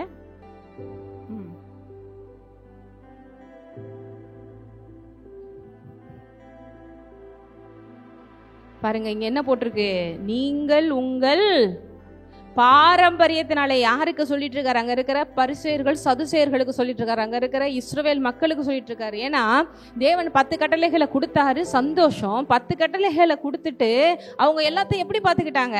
ஜஸ்ட் அது வந்து ஒரு ஃபார்மட் மாதிரி பார்த்துட்டு அதுக்கு பின்னால் இருக்கிற அந்த அன்பை விட்டுட்டாங்க, அந்த தேவனுக்கிட்ட நெருங்குற அந்த விஷயத்தை விட்டுட்டாங்க, பரிசுத்தத்தை விட்டுட்டாங்க. ஏதோ ஒன்று போனோமா செஞ்சோமா, எந்த உணர்வும் கிடையாது, எந்த அறிவும் கிடையாது, எல்லாம் பாரம்பரியமா செய்யுது. தேவனே வந்து நிற்கிறாரு, வானத்தையும் பூமியும் சிருஷ்டித்த தேவனே வந்து நிற்கிறாரு. அவர் ஓய்வு நாள்ல எப்படி சுகப்படுத்தலான்னு அவர்கிட்ட சண்டைக்கு போறாங்க. எவ்வளவு நேரம் இந்த சாதாரணமான இந்த புக் நாலேஜ் பாருங்க நம்மளை எப்படி மாத்திருது. அதனாலதான் பாத்தீங்கன்னா நம்ம நிறைய நேரங்களில் நம்ம வந்து 5 இயர்ஸ் கழிச்சு குயிஸ்னு ஒன்று கண்டக்ட் பண்ணியிருக்கேன். ஏன்னா எப்பயுமே நம்ம விசுவாசிகள் வந்து புக் நாலேஜ்ல இன்க்ரீஸ் ஆகிட்டு கடைசியில் ரெவலேஷன்ல மிஸ் பண்ணிடக்கூடாதுங்கிறதுக்காக தான் இப்போ வரைக்கும் நான் அந்த மாதிரி வந்து இந்த இது தெரியுமா, இந்த இதில் தெரியுமா அப்படின்லாம் நான் போய் கேட்டதே கிடையாது. ஏன்னா அந்த மாதிரி நம்ம படிக்க ஆரம்பிச்சோன்னா அந்த ஸ்கூலில் புக்கு எக்ஸாமுக்கு படிக்கிற மாதிரி படிக்க ஆரம்பிச்சிரும். அதுக்கடுத்து இது நோட் பண்ணேன். ஆனால் அங்கே தேவன் உங்க கூட உட்காந்து இருதயத்திலேருந்து பேசுகிற வார்த்தைகள் நமக்கு புரியாமல் போயிடும். இப்போ சில நேரம் ஒரு காம்படிஷன் வருதா, அந்த நேரத்தில் உட்காந்து நீங்கள் ரெடி பண்ணலாம். ஆனால் எப்பயுமே திறந்த மனதோடு உள்ள இருக்கிற ஆவி மனிதனை ஃப்ளோ பண்ண விட்டு கேட்கும் போது அது உங்களுக்கு 100% பலனை கொடுக்கும். இப்போ பைபிள் ஸ்டடிங்கிறது வேற, ப்ரீச்சிங்கிறது வேற இல்லையா? ப்ரீச்சிங்கிறது வேற, டீச்சிங்கிறது வேற. டீச்சிங்னா உட்காந்து உங்களுக்கு என்ன இடத்துல வருது இதை குறிச்சுக்கோ, அதை நிறுத்துக்கோ, இந்த இடத்துல இது ஹீப்ருக்கு என்ன அர்த்தம் தெரியுமா, இப்படி சொல்லிட்டு இருக்கலாம். ப்ரீச்சிங் வந்து உங்களை விடுதலையாக்க வரும், உங்களை சுகப்படுத்த வரும், உங்களை தேற்ற வரும், உங்கள் காயங்களை கட்ட வரும், உங்களுக்கு ஆலோசனைகளை கொடுக்க வரும், உங்களை முன்னேற செய்ய வைக்க வரும். அப்போ சர்ச்சில் உட்காந்து நல்லா ப்ரீச்சிங் கேளுங்க, டீச்சிங் தனி செஷன் இருக்கும், அதையும் கேளுங்க, ரெண்டுல இம்ப்ரூவ் ஆகுங்க. உங்களை எது விஷயமும் ஆதித்து கொள்ளவே முடியாது. புரியுது உங்களுக்கு? அப்ப இங்க என்ன போட்டிருக்காரு பாருங்க, இந்த மாதிரி பாரம்பரியத்தினாலே தேவனுடைய கற்பனையை ஏன் மீறி நடக்க. அப்படி என்ன மீறி நடந்தாங்க? தொடர்ந்து படிங்க. உன் தகப்பனையும் உன் தாயையும் கனம் பண்ணுவாயாக என்றும் தகப்பனையாவது தாயையாவது நிந்திக்கிறவன் கொல்லப்பட வேண்டும் என்றும் தேவன் கற்பித்திருக்கிறாரே. நீங்களோ எவனாகிலும் தகப்பனையாவது தாயையாவது நோக்கி உனக்கு நான் செய்யத்தக்க உதவி எது உண்டோ அதை காணிக்கையாக கொடுக்கிறேன் என்று சொல்லி தன் தகப்பனையாவது தன் தாயையாவது கனம் பண்ணாமற் போனாலும் அவனுடைய கடமையை தீர்ந்தது என்று போதித்து உங்கள் பாரம்பரியத்தினாலே தேவனுடைய கற்பனையை அவமாக்கி வருகிறீர்கள். எத்தனை பேருக்கு இந்த எடுத்துக்காட்டு புரிஞ்சுச்சு? அதாவது தேவன் என்ன சொல்லியிருக்காரு, அம்மா அப்பாவை நாங்கள் முதியோர் இல்லத்தில் வச்சு கூட பார்த்துக்குறோம், நாங்கள் காசு மாதம் அனுப்பிச்சி வச்சிடறோம். நீங்கப்பா உங்களுக்கு வயசான காலத்தில் எந்திரிக்க முடியாதுப்பா, கொஞ்சம் கை காலெலாம் கொஞ்சம் வீக் ஆயிரும்ப்பா, கொஞ்சம் தண்ணி கூட எடுத்து குடிக்க முடியாதுப்பா, பரவாயில்ல நாங்கள் காசு கொடுத்துட்றோம். எல்லாமே எப்படி ரூல்ஸ், தேவன் ரூல்ஸ் போட்டாரா? காணிக்கை கொடு சொல்லியிருக்காரா? தசமபாகம் கொடுத்துட்றேன். அது எப்படி சம்பாதிச்சதுன்னு கேட்கக்கூடாது. அது நான் அநியாயமாக காணி கொடுத்துட்டேன்ல, சரியாக போச்சு. இத்தனை பேருக்கு புரியுது எப்படி அறிவை நம்ம மாற்றி மாற்றி யோசித்து சங்காரமாகறோன்னு. நிறைய நேரங்கள் இப்படி தான் பாருங்கள், தப்பு தப்பாக பைபிள்லேருந்து யோசிச்சு, தப்பு தப்பாக எல்லாத்தையும் யோசிச்சு, பரிசுத்தம் சொல்லி ஒயிட் ட்ரெஸ்ஸை போட்டால் தான் பரிசுத்தம், முக்காவை வந்து இப்படி போட்டுக்கிட்டா பரிசுத்தம், கொஞ்சம் உங்களுக்கு ஹேர் தெரிஞ்சிருச்சு போச்சு பரிசுத்தம் போச்சு. இது ஈஸியான ப்ராசஸ் ஆச்சு பரிசுத்தை வளர்த்துக்கிறதுக்கு. இன்னும் சொல்ல முழுசாவே நான் மூடிட்டு பர்த்தா கூட போட்டுட்டு வந்துடலாம். இதை வச்சு உங்களுக்கு வந்து பரிசுத்தத்தை தேவன் அளவிடுறாருன்னா அவரை விட ஒரு ஜோக்கர் யாரும் இருக்க முடியாது. தேவன் உன் இருதயத்திலே முக்காடை போடு என்று சொல்கிறார். இத்தனை பேருக்கு புரியுது? உங்க இருதயத்துல முக்காடு இருக்கணும். அப்ப இது கூட நான் வந்து ஒரு டீசெண்டா என்னை பிரசன்ட் பண்றதுக்கு தான் கொடுத்துருக்கேன். இதை வைத்து ஆசீர்வாதம் கிடையாது. உங்கள் இருதயத்துல நீங்கள் தேவனுக்கு முன்பாக என்னைக்கும் தாழ்ச்சியாக இருக்கிறது, பெருமை உள்ளவர்களாக இல்லாமல் இருக்கிறது, அவருக்கு என்னைக்கும் கீழ்ப்படிவது, இதுதான் ஆசீர்வாதம். வெளியில் நான் ஃபுல்லாக ஒயிட்டில் ஒரு இடத்துல கூட கரையெல்லாம் ஒயிட் ட்ரெஸ் போட்டுக்கலாம், அப்படி ஃபுல்லாக மூடிக்கிறலாம், தேவன் பார்த்து வெள்ளை அடிக்கப்பட்ட சுவரே அப்படின்றவார். நம்மளை இந்த முக்காடு போட்டலாம் ஏன்ட்ட ஏமாத்திட்டு இருக்காது அப்படின்றவாரு. உள்ளே இருக்கிறது பிசாசாக இருக்கும். என்னம்மா முக்காடு போட்டிருக்காங்க, உள்ளே இப்படி இருக்கே, வாயை திறந்தானே வண்டி வண்டியாக வரும். பிறகு போட்டா யார் தெரியுமா அப்படின்னு சண்டே சர்ச்சை முடிச்சுட்டு வெளியில் போனாங்கன்னா கொலாயடி சண்டையில் வேறு லெவலில் பெர்ஃபார்ம் பண்ணுவாங்க. ஆனால் அங்கே வந்து அலைய சோத்திரம் சோத்திரம் அப்படின்றாங்க. அந்நிய பாசை பேசுறது, குதிக்கிறது, இங்கேருந்து அங்கே தாவறது, அங்கேருந்து இங்கே தாவறது. சொசைட்டியில் போனால் வேறு மாதிரி லெவல் பெர்ஃபார்ம் பண்ணுவாங்க. இன்னும் இந்த அக்காவை தானே அன்றைக்கி நம்ம சர்ச்சில் பார்த்தோம், பயங்கரமாக பெர்ஃபார்ம் பண்ணாங்க. இந்த அண்ணனை தானே பார்த்தோம், இப்போ என்ன ரோட்டில் இப்படி பெர்ஃபார்ம் பண்ணுறாரு, இங்கே வேற ஆள் அங்கே வேற ஆள். இதுதான் அறிவின் மேலே சங்காரமாக. என்னைக்கும் ஒரே மாதிரி இருங்க, அதுதான் ஆண்டவர் உங்கள்கிட்ட எதிர்பார்க்குறாரு. என்னைக்கும் ஒரே என்னால் என்ன செய்யணும் செய்யல, தேவன்கிட்ட கேள், ஆண்டவரே சில விஷயங்களை என்னை மாற்ற முடியல, என்னை மாற்றுங்க. உங்களை பார்க்கும்போது ஏசு தெரியணும், நீங்கள் பேசுகிற வார்த்தைகளை ஏசு தெரியணும். உங்கள்கிட்ட 4 விஷயங்கள் பேசி என்னோட ஹார்ட்ல இருக்கிற ஷேர் பண்ணணும்னு மற்றவங்க வந்து உங்கள்கிட்ட ஷேர் பண்ணுற அளவுக்கு உங்கள் வாழ்க்கை இருக்கணும். உங்கள் கண்ணில் அந்த கருணை தெரியணும், உங்கள் வாழ்க்கையில் அந்த அன்பு, தேவன்றது நீங்கள் பெற்றுக்கொண்ட அந்த மன்னிப்பு, இந்த பரிசுத்தம், இது தெரியணும். பரிசுத்தங்கிறது ஏதோ ட்ரெஸ்ஸில் இல்லை, உங்கள் வாழ்க்கையில் இருக்குது, நீங்கள் நடந்துக்கிற விஷயத்தில் இருக்குது. மற்றவங்களை நீங்கள் எப்படி தூக்கி எடுத்து தேவன் நம்மளை எப்படி வாழ வைக்கிறாரோ அதுதான் பரிசுத்தம். யாரையும் தப்பாக நினைக்காத எண்ணம், போட்டி, பொறாமை, வஞ்சனை, விருப்பு, இதெல்லாத்தையும் தூக்கி போட்டு தேவனை போல நான் மன்னிக்கிறேன், இது பரிசுத்தம். இத்தனை பேருக்கு புரியுது. அதுக்கு மேலே வேறு தப்பு இப்படி தான் பாருங்கள். எனக்கெல்லாம் வந்து இந்த யூடியூப்பில் வந்த நாளில் இருந்து போடுற கமாண்டே, முக்காடு சரியில்லை, நீ இப்படி போடு, நீ அப்படி போடு, இப்படி தான். இங்கேயும் பாருங்கள், தகப்பன் தாயை கனம் பண்ணணும்னு சொல்லியிருக்கோமா, நான் என்ன பண்ணுறேன், காசு போட்டிருக்குங்க, நீங்கள் கையில் வச்சுருக்கிற விதத்தில் தான் போட்டிருக்கு. நிறைய பேருக்கு உள்ளுக்குள்ளே என்னமோ மாதிரி இருக்கேன்னு தோணும். சில நேரங்களில் வந்து சர்ச்சில் அப்படி தோன்றது நல்லது. எப்பயுமே சர்ச்சில் நம்மளை பேம்பரிங் பண்ணி தட்டி தூங்க வைக்கிற மாதிரி இருக்கிறத விட, இங்கெல்லாம் சரியில்லை, அலாட் ரெட் சிக்னல் வந்து அதை நீங்கள் கேன்சல் பண்ணிட்டீங்கன்னா உங்கள் சிஸ்டம் காப்பாற்றப்பட்டுரும். நல்லது தானே வைரஸ் ஸ்கேனிங் இருக்கிறது. அதே போல் தேவன் இங்கெல்லாம் ஒன்று உட்காந்துருக்கு, தெரிஞ்சு உட்காந்துருக்கு, தெரியாமல் உட்காந்துருக்கு, அதுதான் அறிவின்மை.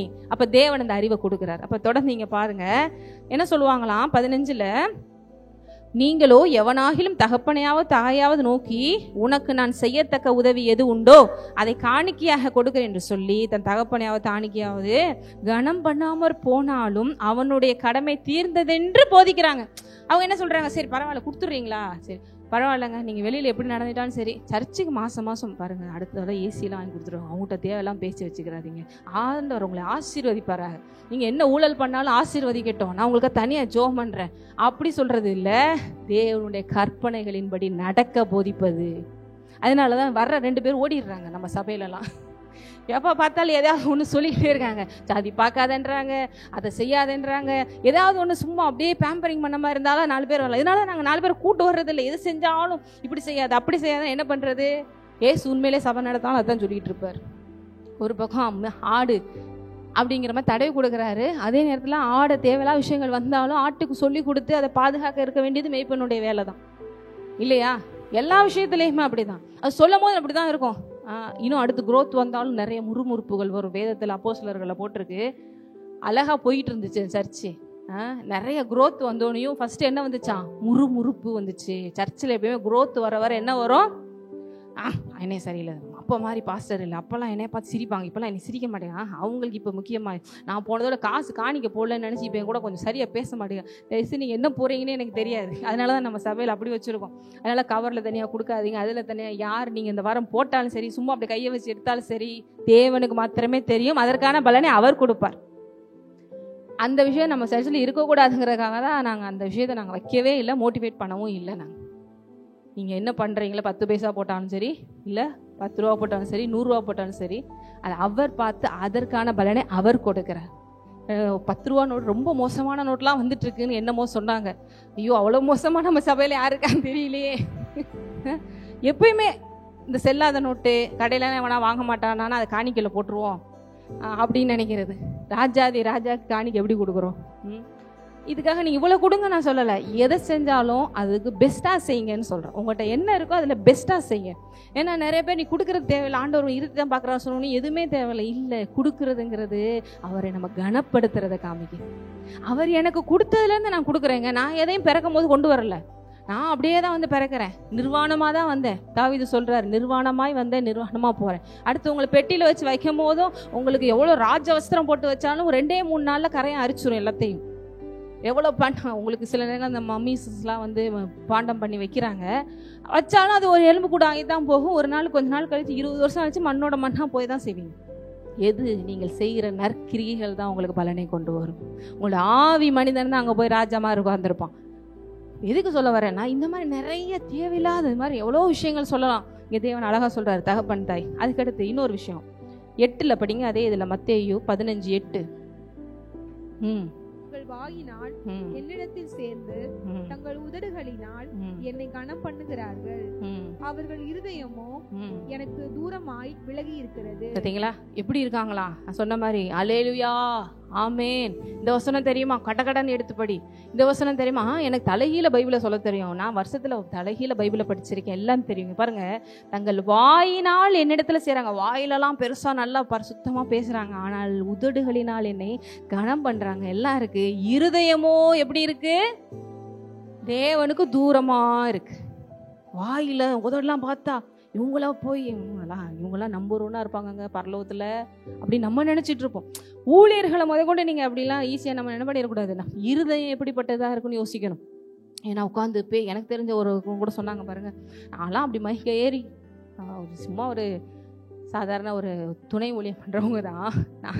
அவங்களுக்கு இந்த கிருபன்னு ஒன்று இருக்கிறனால வண்டி ஓடுது பாருங்க. பைக் ஏறி பேச ஆரம்பிச்சேன்னா அப்படியே கடன்னு பைபிள்னால இங்கே எடு, அடுத்த புதிய ஏற்பாடு எடு, பழைய ஏற்பாடு எடு, இந்த வசனம் தெரியும். இன்னும்மா நாலேஜ். ஒரு ஊழியக்காரன் நல்லது நாலேஜாக இருக்கிறது, ஆனால் இருதயம் எப்படிப்பட்டதாக இருக்காது, கனி எப்படிப்பட்டதாக இருக்கிறது யோசிக்க வேண்டும். நல்லா பாட்டு பாடுறாங்க, அப்படியே எல்லாரும் அப்படியே இறங்குறாங்க, நல்லா தான் இருந்துச்சு. நமக்கும் இருதயம் எப்படி இருந்துச்சுன்னு அதுக்கடுத்து கொஞ்ச நாள் தான் தெரியுது, அப்போ வேற லெவலில் இருந்திருக்கேன் இருதயம். அதனால தான் தேவன் சொல்கிறார், எல்லா காவலோடும் எங்கே காத்துக்கொள். யாராக இருந்தாலும், நானாக இருந்தாலும் சரி, நீங்களாக இருந்தாலும் சரி, இந்த வார்னிங் அப்ளைட். இங்கே விட்டுட்டோம், கோட்டை விட்டுட்டோம்னா மொத்தமாக அவ்வளோ கோபுரத்தில் வச்சாலும் சரிஞ்சு குப்பை தொட்டிக்கு வந்துட வேண்டியதான் மறுபடியும். சில பேருக்கு புரியுது. மறுபடியும் தேவன் உங்களுக்கு இதெல்லாம் சொல்லி கொடுத்துட்டே இருக்காரு. ஏன்? நீங்கள் எங்கேயுமே மிஸ் பண்ணக்கூடாதுங்கிறதுக்காக மறுபடியும் தேவன் உங்களை சொல்லிகிட்டே இருக்காரு. ஏன்? எனக்கு தெரியாத விஷயங்கள்லாம் அவருக்கு தெரியுங்கிறதுக்காக. நான் கூட எதுக்கு ஆண்டவரை இதெல்லாம் சொல்கிறீங்க, நீ போ, உனக்கு என்ன தெரியும், நான் சொல்கிறேன், நீ சொல்லு, எல்லாருக்கும் புரியும். இல்லை நடக்க போகிற பெரிய விஷயங்கள்லேருந்து அதை காப்பாற்றும். ஹல்லேலூயா. ஏன்னா நான் நம்ம சபையில் இருக்கிற எல்லாரும் எவ்வளோ சூப்பராக ஹல்லேலூயா சொல்கிறாங்க, பாட்டு பாடுறாங்க, என்ன சத்தம், என்ன கைத்தட்டு, கரெக்டாக வந்துட்டாங்கப்பா அப்படின்னு நான் ஒரு பக்கம் நினச்சிட்டு இருப்பேன். தேவன் தான் எல்லாத்தையும் வெளிச்சம் போட்டு கேமரா மாதிரி உட்காந்து எல்லாரும் வீட்டுக்குள்ளேயும் கேமரா இருக்கணும் தேவையில்லை, அவருடைய கண்கள் இருக்கு. எல்லாரும் சொல்லுங்க, தேவன் உங்களை பார்த்துட்டே இருக்காரு, அவருடைய கண்கள் உங்கள் மேல் நோக்கமா இருக்கு. எல்லாத்தையும் அவர்கிட்ட ஓப்பனா ஷேர் பண்றதா நல்லது, மறைச்சு யூஸ் கிடையாது. அவர் என்ன சொல்றாரு? ஓப்பனா வா, மன்னிப்பு வேணுமா நான் தரேன், உன்னை அதுல இருந்து மீட் எடுக்க நான் உங்களை குற்றவாளி ஆக்குறது உங்களை தேவன் கூப்பிடல, உங்களை பார்த்துட்டே இருக்கேன்னு சொல்லலை, உங்களை ஹெல்ப் பண்ண தான் நான் இருக்கேன் வா அப்படின்றாரு. ஆனால் நம்ம என்ன பண்ண மாட்டேங்கிறோம், அந்த இடத்துல அவர் அலோவ் பண்ணவே மாட்டேங்கிறோம். அவங்களுக்கு தெரியாது, இவங்களுக்கு தெரியாது, எல்லாத்தையும் பூட்டிகிட்டு இருக்கேன். இல்லை 2 கண்கள், அழகான கண்கள் தான், என் பிள்ளை கெட்டு போயிடக்கூடாதுன்னு பார்த்துக்கிட்டே இருக்கு.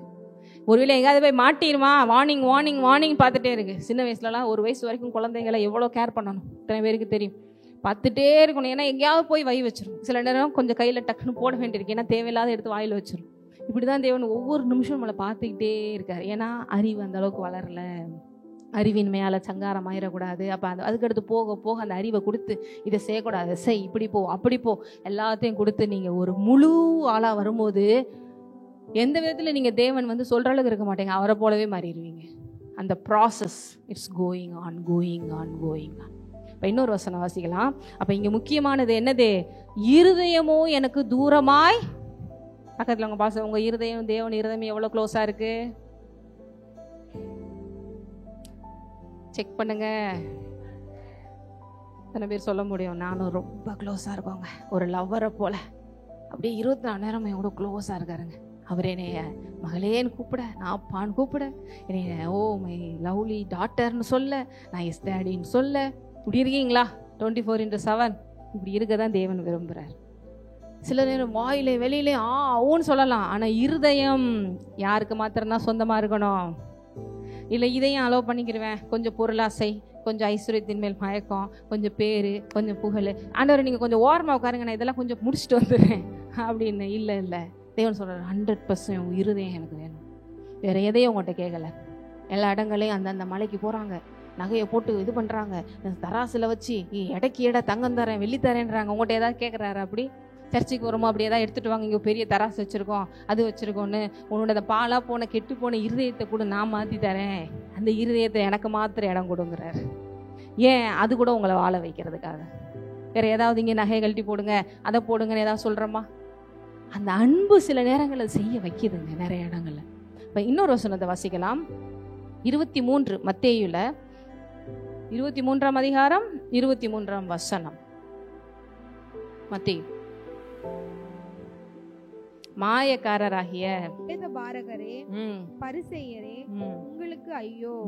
நீங்கள் ஒற்றுதலும் இல்லாமலும் வெந்தயத்திலும் சீரகத்திலும் தசமபாகம் செலுத்தி நியாயப்பிரமாணத்தில் கற்பித்திருக்கிற விசேஷித்தவைகளாகிய நீதியையும் இரக்கத்தையும் விசுவாசத்தையும் விட்டுவிட்டீர்கள். இவைகளையும் செய்ய வேண்டும், அவைகளையும் விடாதிருக்க வேண்டும். பார்த்தீங்களா? இந்த பாஸ்டர் சொல்லிட்டாங்க, நாங்க காணிக்கையை பத்திலாம் ஆண்டவர் பாக்குறது இல்லையா, அடுத்த வாரத்துல இருந்து ஒண்ணுமே போட வேண்டாம்டா. தேவன் நீங்க என்ன சொல்றாரு? இதையும் செய்யணும், அதையும் செய்யணும். பக்கத்துல பார்த்து சொல்லுங்க, செஞ்சுட்டு இருக்கிற நல்ல விஷயங்களை விட்டுறாதம்மா, இன்க்ரீஸ் பண்ண பாரு. ஆனா இங்க என்ன போட்டிருக்கு பாருங்க, நீங்கள் அதாவது ஒருத்தலாமையிலும் வெந்தயம் சீரகம்லாம் ரொம்ப காஸ்ட்லியான ஐட்டம்ஸ். அந்த காலத்தில் பணம் மாதிரி இது மாதிரி இதெல்லாம் கொடுப்பாங்க. தசமபாகம் செலுத்தி நியாயப்பிரமாணத்தில் கற்பித்திருக்கிற விசேஷங்களாகிய நீதியும் இரக்கத்தையும் விசுவாசத்தையும் விட்டுவிட்டீர்கள். நான் இதெல்லாம் கரெக்டாக கொடுத்துட்றேன், நான் என்கிட்ட என்ன இருக்காது? நீதி இருக்காது, அப்புறம் என்ன இருக்காது? இரக்கம் இருக்காது. அப்புறம் இரக்கம் சபையில் பக்கத்தில் இருக்கிறாங்கங்க, உங்களுடைய சகோதரி தானாங்க, அவங்களும் இயேசுவை ஏற்றுக்கணும், பரவாயில்லங்க கொஞ்சம் மன்னிச்சு விடுங்க. நான்லாம் மன்னிக்க மாட்டேன், இனிமேல் அந்த சைடே நான் உட்கார மாட்டேன், இந்த சைடு தான் உட்காருவேன். இல்லைங்க, நீங்கள் சிரிக்கிறீங்க. நாளைக்கு நம்ம சர்ச்சு உண்மையிலேயே நான் சொல்கிறேன், அடுத்தடுத்து க்ரோத் ஆகும்போது முறுமுறுப்பு அப்படிங்கிற ஒரு ஸ்பிரிட் உள்ளே வரும். எல்லா இடங்களையுமே இருக்கும், அது வீட்லேயுமே அப்படி தான் இருக்கும். நல்லா தான் போயிட்டு இருந்துச்சு, இப்போ என்னன்னு தெரியல, அவங்களுக்கு இவ்வளோ பிடிக்க மாதிரி இவங்களுக்கு இருக்கும் முறுமுறுப்பின்னு ஆவி வந்துருச்சுன்னு அர்த்தம். இப்போ பார்த்தாலும் அப்போஸ்தலர்கள் அதான் சொல்கிறாங்க, எங்களுடைய விதவைகள் விசாரிக்கப்படவில்லை அப்படின்னு கிரேக்கர்கள் கம்ப்ளைண்ட் பண்ணுறாங்க. என்னங்க இது க்ரோத் ஆயிடுச்சு, ஆனால் எங்கள் சைடு மட்டும் நீங்கள் விசாரிக்கல அப்படின்னு வந்துட்டாங்கப்பா. ஐயோ, இது மாதிரி கம்ப்ளைண்ட் பண்ணுறதுக்கு 4 பேர் வருவாங்க. பைபிளில் கிளீனாக போட்டிருக்கு, சபை விருத்தி ஆகும் பொழுது முறுமுறுப்பு உள்ளே வந்தது. வந்தோடனே இது என்ன பர்பஸாக யாரும் விசாரிக்க போகிறதுக்கு அப்படின்னு. அப்போ அவர் என்ன சொல்கிறாங்க, இப்போ எல்லாத்துலேயும் நான் இறங்கி உட்காந்து இந்த பிரச்சனை இந்த பிரச்சனை கேட்டுட்டு இருந்தா அடுத்து உங்களுக்கு நான் ப்ரிப்பேர் பண்ணி பிரசங்கம் பண்ண முடியாது. அப்போ அப்போஸ்தலர்கள் என்ன பண்ணுறாங்க? ஜெபம் பண்ணுறது, உபவாசிக்கிறது, போதிக்கிறது, இதுதான் எங்களோட வேலை. இப்போ இதுக்குன்னு தனியாக டீமாக போட்டுருவோம். ஏன்னா இப்போ நீங்கள் சின்ன ஒரு ஸ்மால் இடத்துல பார்க்குறீங்க, ஆனால் அடுத்தடுத்து பார்த்தீங்கன்னா இப்போ நமக்கே கிறிஸ்மஸ் டைமில் நான் எவ்வளோ வேலை இருந்துச்சு சொன்னேன். அப்போ கூட சொன்னேன், கமிட்டி போட்டுருங்கக்கா அப்படின்னு சொன்னால், டெக்கரேஷனுக்கு ஒரு ஆளை போட்டுருங்க, க்ளீனிங்னு ஒரு ஆளை போட்டுருங்க, ப்ரைஸ் வாங்குறதுக்குன்னு ஒரு ஆளை போட்டுருங்க, எல்லாத்துக்கும் ஒரு ஆளை போட்டு முடிச்சிருங்க அப்படின்னு சொல்லி. ஏன்னா அவ்வளோ தூரம் உங்களுக்கு டயர்ட் ஆயிடுது சில நேரங்கள். அப்போ பெரிய பெரிய அளவுக்கு 2000, 3000, 10,000 அப்படின்னு இருக்கும்போது எல்லாருக்கும் ஈக்குவலாக நம்ம எல்லாமே செய்யணுங்கும் போது சில நேரங்கள் மிஸ் ஆயிரும், சில நேரங்கள் அவங்க தப்பாக எடுத்துக்கிற மாதிரி ஆயிரும், சில நேரங்கள் தெரிஞ்சு செய்வோம், சில நேரம் தெரியாமல் செஞ்சிடும். அப்போ அந்த முறுமுறுப்பு, கசப்பு, வெறுப்பு அதெல்லாம் வரும்போது அங்கே டீமாக நீங்கள் என்ன பண்ணுங்கள், ஒரு கமிட்மெண்ட்டு, இவங்கெல்லாம் நீங்கள் பார்த்துக்கோ 2 பேர், இந்த இதை நீ பார்த்துக்கோ, அடுத்த நீ பார்த்துக்கோ அப்படிங்கிற மாதிரி கொடுத்து கரெக்டாக. ஆனால் அவங்க எப்படிப்பட்ட ஆளாக இருக்கணும்? அப்போஸ்தலர்கள் சொல்லுது, ஏதோ வேர்ல்ட்லியாக திறமையாக இருக்கிறவங்க இல்லை, நற்சாட்சி பெற்றவர்களாக இருக்கணும். இந்த வேர்ல்டில் எப்படி இருக்கணும்? 4 பேர் நல்லவங்கன்னு சொல்லணும், பரிசுத்த ஆவியினால் நிறைந்தவர்களாக இருக்கணும். ஏன்னா அதை கூட வச்சு கூட 4 பிரச்சனை பாஸ்டர் தலையில் விழக்கூடாது. ஐயோ, இதை நம்பி கொடுத்து இருக்கிற சர்ச்சு இன்னும் நேரமாக போச்சே, கூட 4 பிரச்சனை எழுதிட்டு வந்துட்டாங்களே. பரிசுத்த ஆவியினால் நிறைஞ்சிருக்கணும், தேவ ஞானத்தால் நிறைஞ்சிருக்கணும், தேவனுக்கு உண்மையாக நடக்கிறவங்களா அவங்க இருக்கணும், நற்சாட்சி பெற்றவர்களாக இருக்கணும். இந்த ஃபார்மில் இருந்தாங்கன்னா அவங்கள செலக்ட் பண்ணுன்னு 7 பேரை செலக்ட் பண்ணுறாங்க இல்லையா? அதில் தான் ஸ்தேவானும் ஒருத்தர். அப்படிலாம் சபை நடக்குது. ஃபியூச்சரில் நம்மளும் அப்படியெல்லாம் நடத்த ஆண்டவர் கொடுப்பார். இப்போ இங்கே எதுக்கு சொல்ல வரேன்னா, இப்படி எல்லாம் செஞ்சுட்டு சீரகம் கொடுத்துட்டேன், வெந்தயம் கொடுத்துட்டேன், எல்லாம் கொடுத்துட்டேன், இப்போ நமக்கு அதெல்லாம் சாதாரண அஞ்சரைப்பட்டியில் இருக்குது, இதை போய் சொல்கிறாங்க அப்படின்னு தோணும். அப்போல்லாம் அது காஸ்ட்லியஸான ஐட்டம்ஸு. அதுலேயும் வந்து ஒர்த்தலாம் இதெல்லாம் கொடுக்குறதுலாம் வந்து ரொம்ப காஸ்ட்லி. இதெல்லாம் கொடுத்துட்டு எதெல்லாம் விட்டுறாங்களா? நியாயப்பிரமாணத்தில் கற்பித்திருக்கிற விசேஷித்தவைகள். என்ன விசேஷம்? நீதி, இரக்கம், விசுவாசம். பக்கத்தில் பார்த்து சொல்லுங்க, இந்த 3 ரொம்ப விசேஷம். நீதி, இரக்கம், விசுவாசம். அல்லேலூயா. நம்ம ஹார்ட்டை செக் பண்ணி பார்க்கணும். நீதியா இருக்கிறானா, உண்மையா இருக்கிறானா தேவனுக்கு. அடுத்து இரக்கம் இருக்கா? அன்பால தேவனோட அன்பை பெற்றிருக்கிறேன், ஆனா என்னால இரக்கம் காட்ட முடியுதா? அடுத்து விசுவாசம். இதெல்லாம் விட்டுட்டு பரவாயில்ல காணிக்க கொடுத்து ஆண்டவரை கவர் பண்ணிடலாம். ஆண்டவருக்கே ஊழல் கொடுக்கறது, ஆண்டவருக்கே லஞ்சம் கொடுக்குற மாதிரி. ஆண்டவரே பார்த்துக்கோங்க, அவங்களெல்லாம் விட பாருங்க, அவெல்லாம் கூட 100 ரூபா போட்ட மாதிரி தான் தெரியுது, நான் 1000 ரூபா போட்டிருக்கேன், இந்த பார்த்து செய்யுங்க ஆசீர்வாதத்தை அப்படிங்கிற அளவுக்கு நம்ம வேற லெவலில் போயிடும். அவர் சொல்றாரு, நான் ஏன்னா எல்லாம் என்னுடைய. நீதி எங்கே இருக்கு? இரக்கம் எங்கே காணோம்? விசுவாசமே இல்லையே, உன்னை நான் எங்கத்தை தேத்துறது? இத்தனை பேருக்கு புரியுது? இந்த வருஷத்தில் நீங்கள் எதையுமே மிஸ் பண்ணக்கூடாதுன்னு சொல்லிட்டு இருக்காரு. கரெக்ஷன்ஸ் வரும்போது நோட் பண்ணி எல்லாம் இம்ப்ரூவ் பண்ணிங்கன்னா 100% மார்க் எடுக்கலாம். இப்போ இங்கே பாருங்கள், இதெல்லாம் செலுத்தி இதெல்லாம் விட்டுட்டீங்க, இவைகளையும் செய்ய வேண்டும். அதுக்காக அடுத்த வாரத்துலேருந்து எதுவும் கொண்டு வராமல் வந்துடாதீங்கப்பா, ஆண்டவர் கொடுக்கறது நல்லது, இப்போதான் கொஞ்சமாவது கொடுத்துட்ருக்க.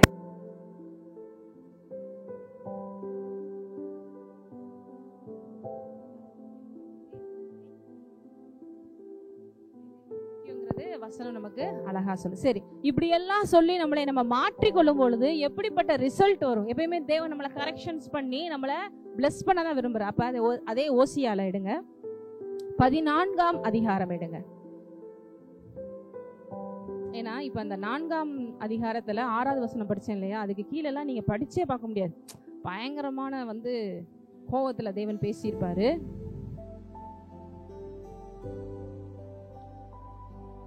ஓசியால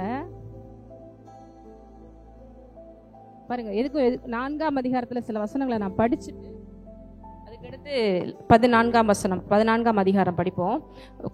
கொஞ்சம் ஹார்டா இருக்கிற மாதிரி இருக்கும், கொஞ்சம் கேளுங்க. ஓசியா 4ஆம் அதிகாரத்துல 6ல் படிச்சேன். என் ஜனங்கள் அறிவின்மையால் சங்காரமாகிறார்கள், நீ அறிவை வெறுத்தாய். அதாவது கர்த்தருக்கு பயப்படுகிற பயம், கர்த்தரை சொல்ற அந்த வார்த்தைகளின்படி நடக்காம இருக்கிறது, கற்பனைகளின்படி செய்யாம இருக்கிறது. கொஞ்சம் ஹார்ஸா இருக்கிற மாதிரி தான் இருக்கும், ஆனா இதெல்லாம் இருக்கக்கூடாதுன்னு தேவன் உங்கள்கிட்ட பேசிட்டு இருக்காரு. ஹல்லேலூயா.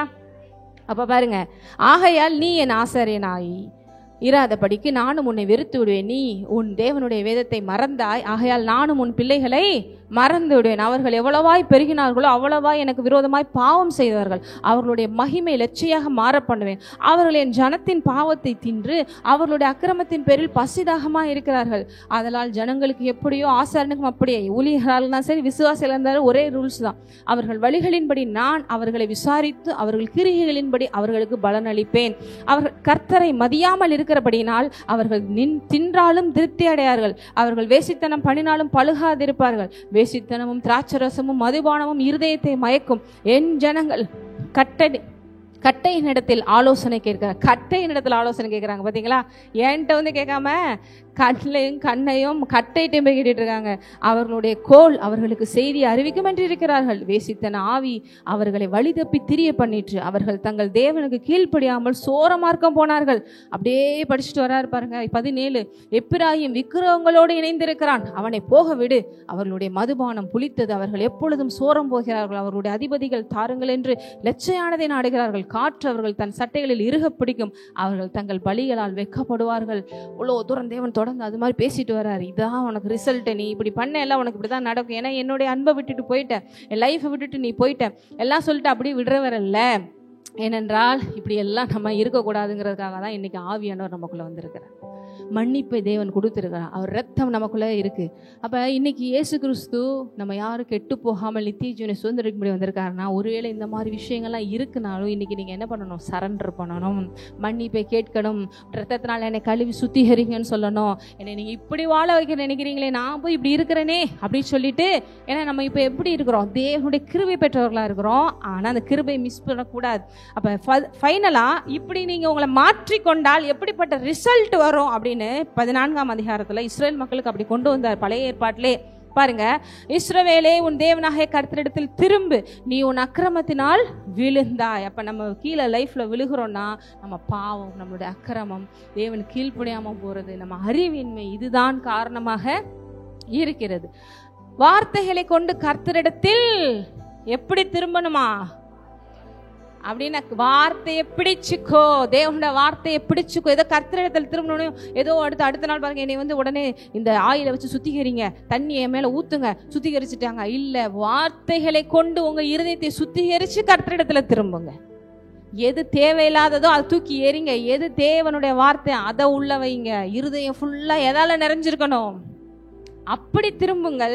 அவரை நோக்கி, தேவரீர் எல்லா அக்கிரமத்தையும் நீக்கி எங்களை தயவாய் அங்கீகரித்தருளும், அப்பொழுது நாங்கள் எங்கள் உதடுகளில் காளைகளை செலுத்துவோம். அப்படின்னா துதியை செலுத்துவோம். சரண்டர் பண்ணு, விட்டு கொடு. தேவன் உன்னை ஆசீர்வதிக்க மன்னிக்க வல்லவராக இருக்கிறார். அடுத்து பாருங்க, அசீரியா எங்களை ரட்சிப்பதில்லை, நாங்கள் குதிரைகளின் மேல் ஏற மாட்டோம், எங்கள் கைகளின் கிரியையை பார்த்து நீங்கள் எங்கள் தேவர்கள் என்று இனி சொல்ல மாட்டோம். இப்படி எல்லாம் சொல்லிட்டு இருந்திருக்காங்க. எத்தனை பேர் அப்படிலாம் சொல்லிட்டு இருக்கோம் நம்மளும். என்னுடைய பணம் தான், என்னுடைய வேலை தான், என்னுடைய அதுதான், என்னுடைய இதுதான். கடைசி ஃபைனலாக எப்படி திரும்பி வராங்கன்னு பாருங்க. வேற எதை, குதிரையை குறித்து நாங்கள் மேன்மை பாராட்ட மாட்டோம். குதிரை எந்த நாளுக்கு ஆயத்தமாக இருந்தாலும் செய்யுமோ கர்த்தரால் வரும். எனக்கெல்லாம் லைஃப்ல என்ன இருக்கு, என்னத்த ஜெபம் பண்ணிக்கிட்டு சர்ச்சுக்கு போய்கிட்டு ஆண்டவர்கிட்ட போய் மன்னிப்பிக்கிட்டு அப்படியே போகும் வண்டி. இல்லை, எல்லாம் கவுத்து விட்டுரும். அப்படிதான் ஃபைனலாக எப்படி திரும்புறாங்க பாருங்க. அசிரியா எங்களை ரட்சிப்பதில்லை, நாங்கள் குதிரைகளின் மேல் ஏற மாட்டோம், எங்கள் கைகளின் கிரியை பார்த்து எங்கள் தேவர்கள் என்று இனி சொல்ல, திக்கற்றவன் உம்மிடத்தில் இரக்கம் பெறுகிறான் என்று சொல்லுங்கள், நான் அவர்கள் சீர்கேட்டை குணமாக்குவேன். ஹல்லேலூயா. இப்படி நம்ம சரண்டர் பண்ணும் போது தேவன் என்ன பண்றாரு, எல்லா சீர்கேட்டையும் இன்னைக்கு இயேசு கிறிஸ்துவை நோக்கி அப்பா என்று சொல்லும் பொழுது அவர் நம்மளை மறுபடியும் சுத்திகரித்து மறுபடியும் நமக்கு புது வாழ்வை தர வல்லவராயிருக்கிறார். ஆனா இப்படி திரும்பணும், இப்படி ஒரு நிலைமையில இருக்கிறவங்களே நிறைய பேர் தெரிய மாட்டேங்குதே. அதுக்கு தான் இந்த வார்னிங். சில பேருக்கு புரியுது, நான் கிறிஸ்தவன், நான் ஞானஸ்நானம் எடுத்துட்டேன், நான் சர்ச்சுக்கு போறேன், நான் என்ன பண்றேன், காணிக்கை கொடுக்குறேன், இப்படியே மமதையில போயிட்டு இருக்கோம், பெருமையில போயிட்டு இருக்கோம், எங்க மிஸ் பண்றோன்னு தெரிய மாட்டேங்குது. அதுக்கு தான் இந்த வார்னிங். இப்படிதான் உங்களை சீர்படுத்தி ஸ்திரப்படுத்தி பலப்படுத்தி நிலைநிறுத்துவார், வருகையிலும் கொண்டு போய் சேர்ப்பார். நான் எப்படினாலும் இருப்பேன், போக முடியாது. இப்படி இருந்தா கண்டிப்பா 100% போயிடலாம். அப்ப என்ன பண்ணணும், திக்கற்றவன் உம்மிடத்தில் இரக்கம் பெறுகிறான் என்று சொல்லுங்கள், தாழ்த்துங்கள், சரண்டர் பண்ணுங்க, சுத்திகரிக்கும்படி விட்டு கொடுங்க. அவர் மன்னிக்கிற தேவனாக இருக்கிறார். அப்ப பாருங்க, நான் அவர்கள் சீர்கேட்டை அவர்களை மனப்பூர்வமாய் சிநேகிப்பேன், என் கோபம் அவர்களை விட்டு. ஹல்லேலூயா. நம்ம என்னைக்கு தேவன்ட்ட நம்ம சரண்டர் பண்ணுறோமோ, எவ்வளோ ஒஸ்டா பாவம் செஞ்சுருந்தாலும் அவர் அதெல்லாம் மன்னித்து மறுபடியும் வாழ்வை கொடுத்து சொல்கிறாரு பாருங்க, என் கோபம் அவர்களை விட்டு நீங்கிற்று, மனப்பூர்வமாய் சிநேகிப்பேன். நான் இஸ்ரவேலுக்கு பனியை போல் இருப்பேன், அவன் லீலி புஷ்பத்தை போல மலருவான், லீபனோனை போல வேரூன்றி நிற்பான். இப்படி உங்கள் லைஃப் அடுத்து மாற ஆரம்பிக்கும். அடுத்து, அவன் கிளைகள் ஓங்கி படரும், அவன் அலங்காரம் ஒலிவு மரத்தினுடைய அலங்காரத்தை போலவும் அவனுடைய வாசனை லீபனோனுடைய வாசனை போலவும் இருக்கும். இதெல்லாம் அந்த ஊர்ல ஃபேமஸான மரங்கள். அப்படி இருக்கும், இப்படி இருக்கும். அடுத்து பாருங்க, எவ்வளவு மகிமையான வாழ்க்கை வருது தேவன்ட்ட நம்ம மனம் திரும்பி வரும்போது.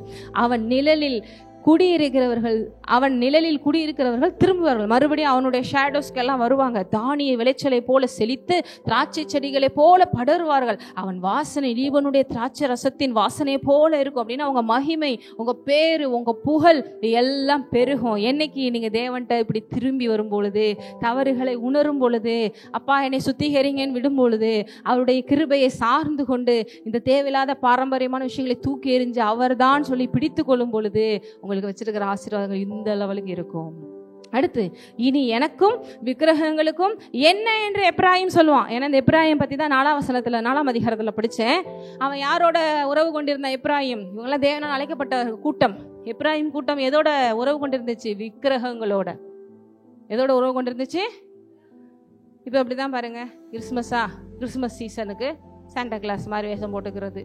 அடுத்து நியூ இயரா, எல்லாரும் ஹாப்பி நியூ இயர். அடுத்து இப்போ பொங்கல் வருதா, உடனே அந்த கெட்டப்புக்கு மாறிடுவாங்க. இப்போ ஊரெல்லாம் இப்படிதான் கெட்டப்பா போகுது. இதெல்லாம் இப்போ பார்க்கறதுக்கு சிரிப்பா இருக்கு, ஆனா இருதயம் தேவனுக்கு மாத்திரமே உகந்ததா இருக்க வேண்டும். இதை கெட்டப்பா போடுறது அதெல்லாம் விட்டுறணும். என்னைக்குமே தேவன் அவருக்கு உரிய, நான் என்னைக்குமே வைராகியமா நான் நிற்பேன். அப்படி இருக்கிறவங்களுக்கு இப்படிப்பட்ட ஆசீர்வாதங்கள் வருது. அடுத்து பாருங்க, இனி அப்படிப்பட்ட அந்த எப்பிராயிம் சொல்றான், எப்படி மாறிடுவானா, இனி எனக்கும் விக்கிரகங்களுக்கும் என்ன என்று எப்பிராயிம் சொல்லுவான். அப்படி கிடந்தவன் மாறி எல்லாத்துலையும் ஆண்டவர்கிட்ட திரும்பி வந்து இனிமேல் எனக்கு அதுக்கு சம்பந்தமே இல்லைன்னு சொல்லுவான். நான் அவனுக்கு செவி கொடுத்து அவன் மேல் நோக்கமாக இருந்தேன். நான் பச்சையான தேவதாரு விருட்சம் போல் இருக்கிறேன், என்னாலே உன் கனி உண்டாயிற்று என்று எப்ராஹிம் சொல்லுவான். அப்போ சொல்லுவான், என் லைஃப் இப்படி பூத்து குலுங்குது, பசுமை ஆயிடுச்சு, என் லைஃப்பில் எல்லாமே சூப்பராக இருக்குது அப்படின்னு சொல்லி ஒன்றுமில்லாமல் போன எப்ராஹிம் வாழ்க்கை எப்படி மாறுது? எப்படி விக்கிரகங்களை விட்டு திரும்பினது. விக்கிரகங்கள் அப்படிங்கிறது நீங்கள் உங்களுக்கு சுற்றி இருக்கிற விக்கிரகங்களையும் வைத்துக்கொள்ளலாம். இன்னொன்று, நிறைய பேர் கிறிஸ்தவர்கள் வீட்டெல்லாம் விக்கிரகம் இல்லை, ஓகே, ஆனால் பணத்தை விக்கிரகமாக வச்சுருக்காங்க. பணம் தாங்க எல்லாம், அதான் அதுக்காக தான் ஓடிட்டு இருக்கேன், வாழ்க்கையே பணத்தில் தான் இருக்குது. அப்போனா நீ எதை பெருசாக நினைக்கிற? பணத்தை. பணம் இல்லைன்னா எத்தனை எல்லா இடத்துலையும் வர்ற ஆர்கியூமெண்ட் தான், எல்லாம் எங்கள் வீட்டில் இருக்குது, உங்கள் வீட்டில் இருக்குது. பணம் அப்படி குறைய குறைய குறைய அப்படியே என்ன ஆகுது? போச்சு, இது ஜீரோவாக போகுது. அடுத்த நாளே எதுவுமே கிடைக்காம போயிடும், வாழ்க்கை முடிஞ்சு போகுது, அவ்வளோதான்.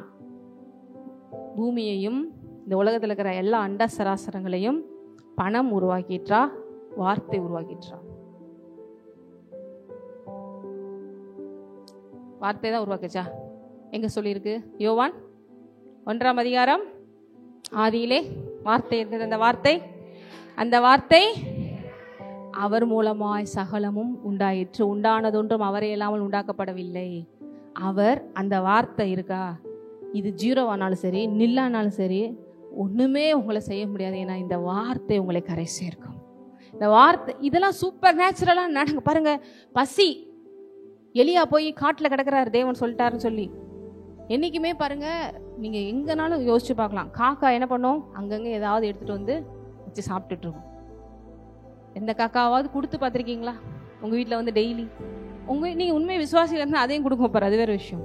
ஆனால் நல்ல பெரிய சிக்கன் பீஸாக எடுத்துகிட்டு வருது எலியா. எவ்வளோ பெருசு தந்தூரி கிந்திரி எங்கேயும் ஆட்டையை போட்டுச்சான்னு தெரியல, எடுத்துகிட்டு வருது. எடுத்துகிட்டு வந்து கரெக்டாக யார்கிட்ட போய் ஆண்டவர் கொடுக்க சொல்கிறாரு? என் பிள்ளை அங்கே பசியாக இருக்கும் காட்டுக்குள்ளே, போ கூப்பிடு, கா கா பொத்துன்னு வாயிலேருந்து விழுந்துச்சு, கப்புன்னு பிடிச்சாரு, நல்லா சாப்பிட்டாரு. சூப்பர், பயங்கரமான காக்காவாக இருக்குது. எந்த காக்காவும் கொடுக்காது, ஆனால் தேவன் நினச்சா கொடுக்க வைப்பார். தேவன் பாருங்க, நீங்க நினைக்கலாம் அந்த உலகத்துல அது எப்படி இது எப்படி நடக்கும், தேவன் நினைச்ச உங்களுக்காக தலைகீழாக எல்லாத்தையும் திருப்ப வல்லவராக இருக்கிறார். செங்கடல் இவ்வளவு தண்ணி இருக்கே, எப்படி போக முடியும்? என்ன பிரிச்சிடலாம், போயிட்டே இரு. எத்தனை பேருக்கு புரியுது? நமக்கு அப்படியே இந்த மூளை ஃபுல்லாவே இந்த உலக பிரகாரம் போட்டன். சயின்ஸ்ல என்ன சொல்லுது? புவியீர்ப்பு விசை அது இப்படித்தானே இருக்கும், அப்படித்தானே இருக்கும். நான் நினைச்ச எல்லாத்தையுமே மாற்ற முடியும், ஏன்னா எல்லாத்தையும் உருவாக்குனவர் நான். சூரியன் சுத்திட்டே இருக்கு. யோசுவா, இல்ல ஆண்டவரே ரொம்ப டைம் ஆயிடுச்சு, 6 மணி ஆயிடுச்சுன்னா போற நிப்பாட்டிடுவாங்க, மறுபடியும் இன்னொரு நாளுக்கு வந்து சண்டை பண்ண முடியாது, கொஞ்ச நேரத்துக்கு இந்த வெளிச்சம் எங்களுக்கு தேவை, முழுசா முடிக்கும் போது நீங்க நிப்பாட்டுங்க. சரி நிப்பாட்டிடுறேன். எதை? இதெல்லாம் நீங்க கையில சொல்லுங்க, பக்கத்துல பார்த்து, இந்த பைபிள்ல தான் இருக்கான். நீங்க கையில வச்சிருக்கிற பைபிள், வேற எங்கேயும் இருந்து நான் கதை சொல்லல. தயவு செய்து நல்லா படிங்க, விசுவாசிங்க, பெரிய காரியங்களை செய்யுங்க. ஹல்லேலூயா. பாருங்க, நான் சொல்றேன், கிறிஸ்தவர்கள் உண்மையிலேயே இந்த கிறிஸ்துவை பற்றிய அறிவில் இருந்தீங்கன்னா நீங்க தான் வேர்ல்ட்லேயே நம்பர் 1, பிஸ்னஸ்ல நம்பர் 1, எல்லாம் எங்க வச்சாலும் நீங்க நம்பர் 1 இருக்கக்கூடிய எல்லா விஷயத்தையும் இந்த பைபிள் நமக்கு சொல்லி கொடுத்துருக்கு. வேதம் சொல்லியிருக்கு, தேவன் செஞ்சு முடிச்சிருக்காரு. அப்புறம் எங்க கிறிஸ்தவங்க இப்படி இருக்காங்க? இந்த வசனத்தை வச்சுக்கோங்க, என் ஜனங்கள் அறிவின்மையால் சங்காரம். நிறைய கிறிஸ்தவம் இப்படி இருக்கு, வந்து காணிக்கு இப்படி போடுறது, நிறைய வந்து அப்படி வந்து இப்படி போடுறது, வெளியில பாக்குறதுக்கு என்ன மாதிரி இத்தனை வருஷம் வச்சு, நான் இத்தனை வருஷம் கிறிஸ்தவம் தெரியுமா, எப்படி காணி கொடுப்பேன் தெரியுமா, நான் காலையில போய் எந்திரிச்சு உட்காந்து சொல்றாங்க. என்னோட தெரிஞ்ச ஒரு சகோதரி, ஃபெலோஷிப்ல இருக்கிற சகோதரி சொல்றாங்க, ஏம்மா கிறிஸ்தவ குடும்பம் தான். ஆமாம், மாமியாரெல்லாம் எப்படி நல்ல ஆவிக்குரிய வாழ்க்கையா? அக்கா ஆவிக்குரிய வாழ்க்கையும் இல்லைக்கா, ஆனால் சர்ச்சிலே தான்க்கா கிடப்பாங்க, ஆனால் வாழ்க்கையில் ஒரு மாற்றமும் கிடையாது. ஆனால் காலைல சாயங்காலம் வரை சர்ச்சிலே இருப்பாங்கக்கா, காலையிலே போய் உட்காந்துருவாங்க, எப்போ பார்த்தாலும் பாடின பாட்டையே பாடிக்கிட்டு இருப்பாங்க, ஆனால் கொஞ்சம் கூட என்கிட்ட விட்டு கொடுக்க மாட்டாங்க, இறக்கம் காட்ட மாட்டாங்க, மகனை கைக்குள்ளே போட்டுக்கிறேன்னு சொல்கிறாங்க, வைக்கிறாங்க, இப்படி தான் இருக்குன்னு. ஆனால் 24 நாளும் சர்ச்சிலே கிடப்பாங்க. எப்படி கிடக்குறோன்னு முக்கியம். நீங்க தேவனோட பிரசன்னத்துல கிடக்குறீங்களா, இல்ல சும்மா உட்காந்துட்டு பாஸ்டருக்கு முன்னாடி நான் தான் முதல்ல வந்துட்டேன் அப்படியா, இல்ல வந்து 4 பேருக்கு முன்னாடி பரிசுத்த வாழ்வு வாழ்ற மாதிரி காட்டுறதுக்காக இருக்கீங்களா? எதுவுமே உங்களுக்கு ஆசீர்வாதத்தை கொண்டு வர போகிறது இல்லை. உங்கள் இருதயம் கர்த்தரிடத்துல நெருக்கமாக ஆகாதான் ஆசீர்வாதம். இதனால தான் வெளியில் புறஜாதிகள் கூட பார்த்துட்டு என்ன இப்படி இருக்காங்க அப்படின்னு. ஏன்னா அதனால தான் அன்றைக்கி கூட தெரிஞ்ச இந்த ஒன்றுட்டு சொல்லிகிட்டு இருந்தேன், என்னம்மா பண்ணுறது, ஆண்டவர் தூக்குறது எல்லாமே தூசி குப்பையாக இருக்குது, இதை கொண்டு வந்து கரை சேர்க்கறதுக்குள்ளே ஒரு வழி ஆயிடுது, என்ன பண்ணுறது. ஏன்னா அவர் சூஸ் பண்ணுறதெல்லாம் எப்படி சூஸ் பண்ணுறாரு, இந்த உலகமே வேண்டாம் தூக்கி போடுப்பா அப்படின்னு சொல்கிறத தான் அவர் சூஸ் பண்ணுறாரு. அப்போ அதுலேருந்து செலக்ட் பண்ணி நம்மளை கொஞ்சம் மேத்தி கொண்டு வர டைம் ஆகுமா இல்லையா? நிறைய பாரம்பரிய கிறிஸ்தவர்கள் இருக்காங்க. நான் சொல்கிறேன், அவங்களோட மாமியார்லாம் அப்படி தான், ரட்சிப்புன்னா என்னன்னு தெரியாது, தேவன் என்னன்னு தெரியாது, ஆனால் இத்தனை வருஷமாக நாங்கள் கிறிஸ்தவ குடும்பம், நாங்களாம் 40 வருஷமாக இருக்கு, எனக்கே ஒரு சுவிசேஷம் சொல்கிறியா அப்படின்னு சொல்கிறவங்களாம் எத்தனை பேர் இருக்காங்க எங்கள் குடும்பத்திலே நிறைய பேர். எங்களுக்கும் சொல்கிறீங்களா, எத்தனை தலைமுறையாக நாங்களாம் இருக்கோம் தெரியுமா?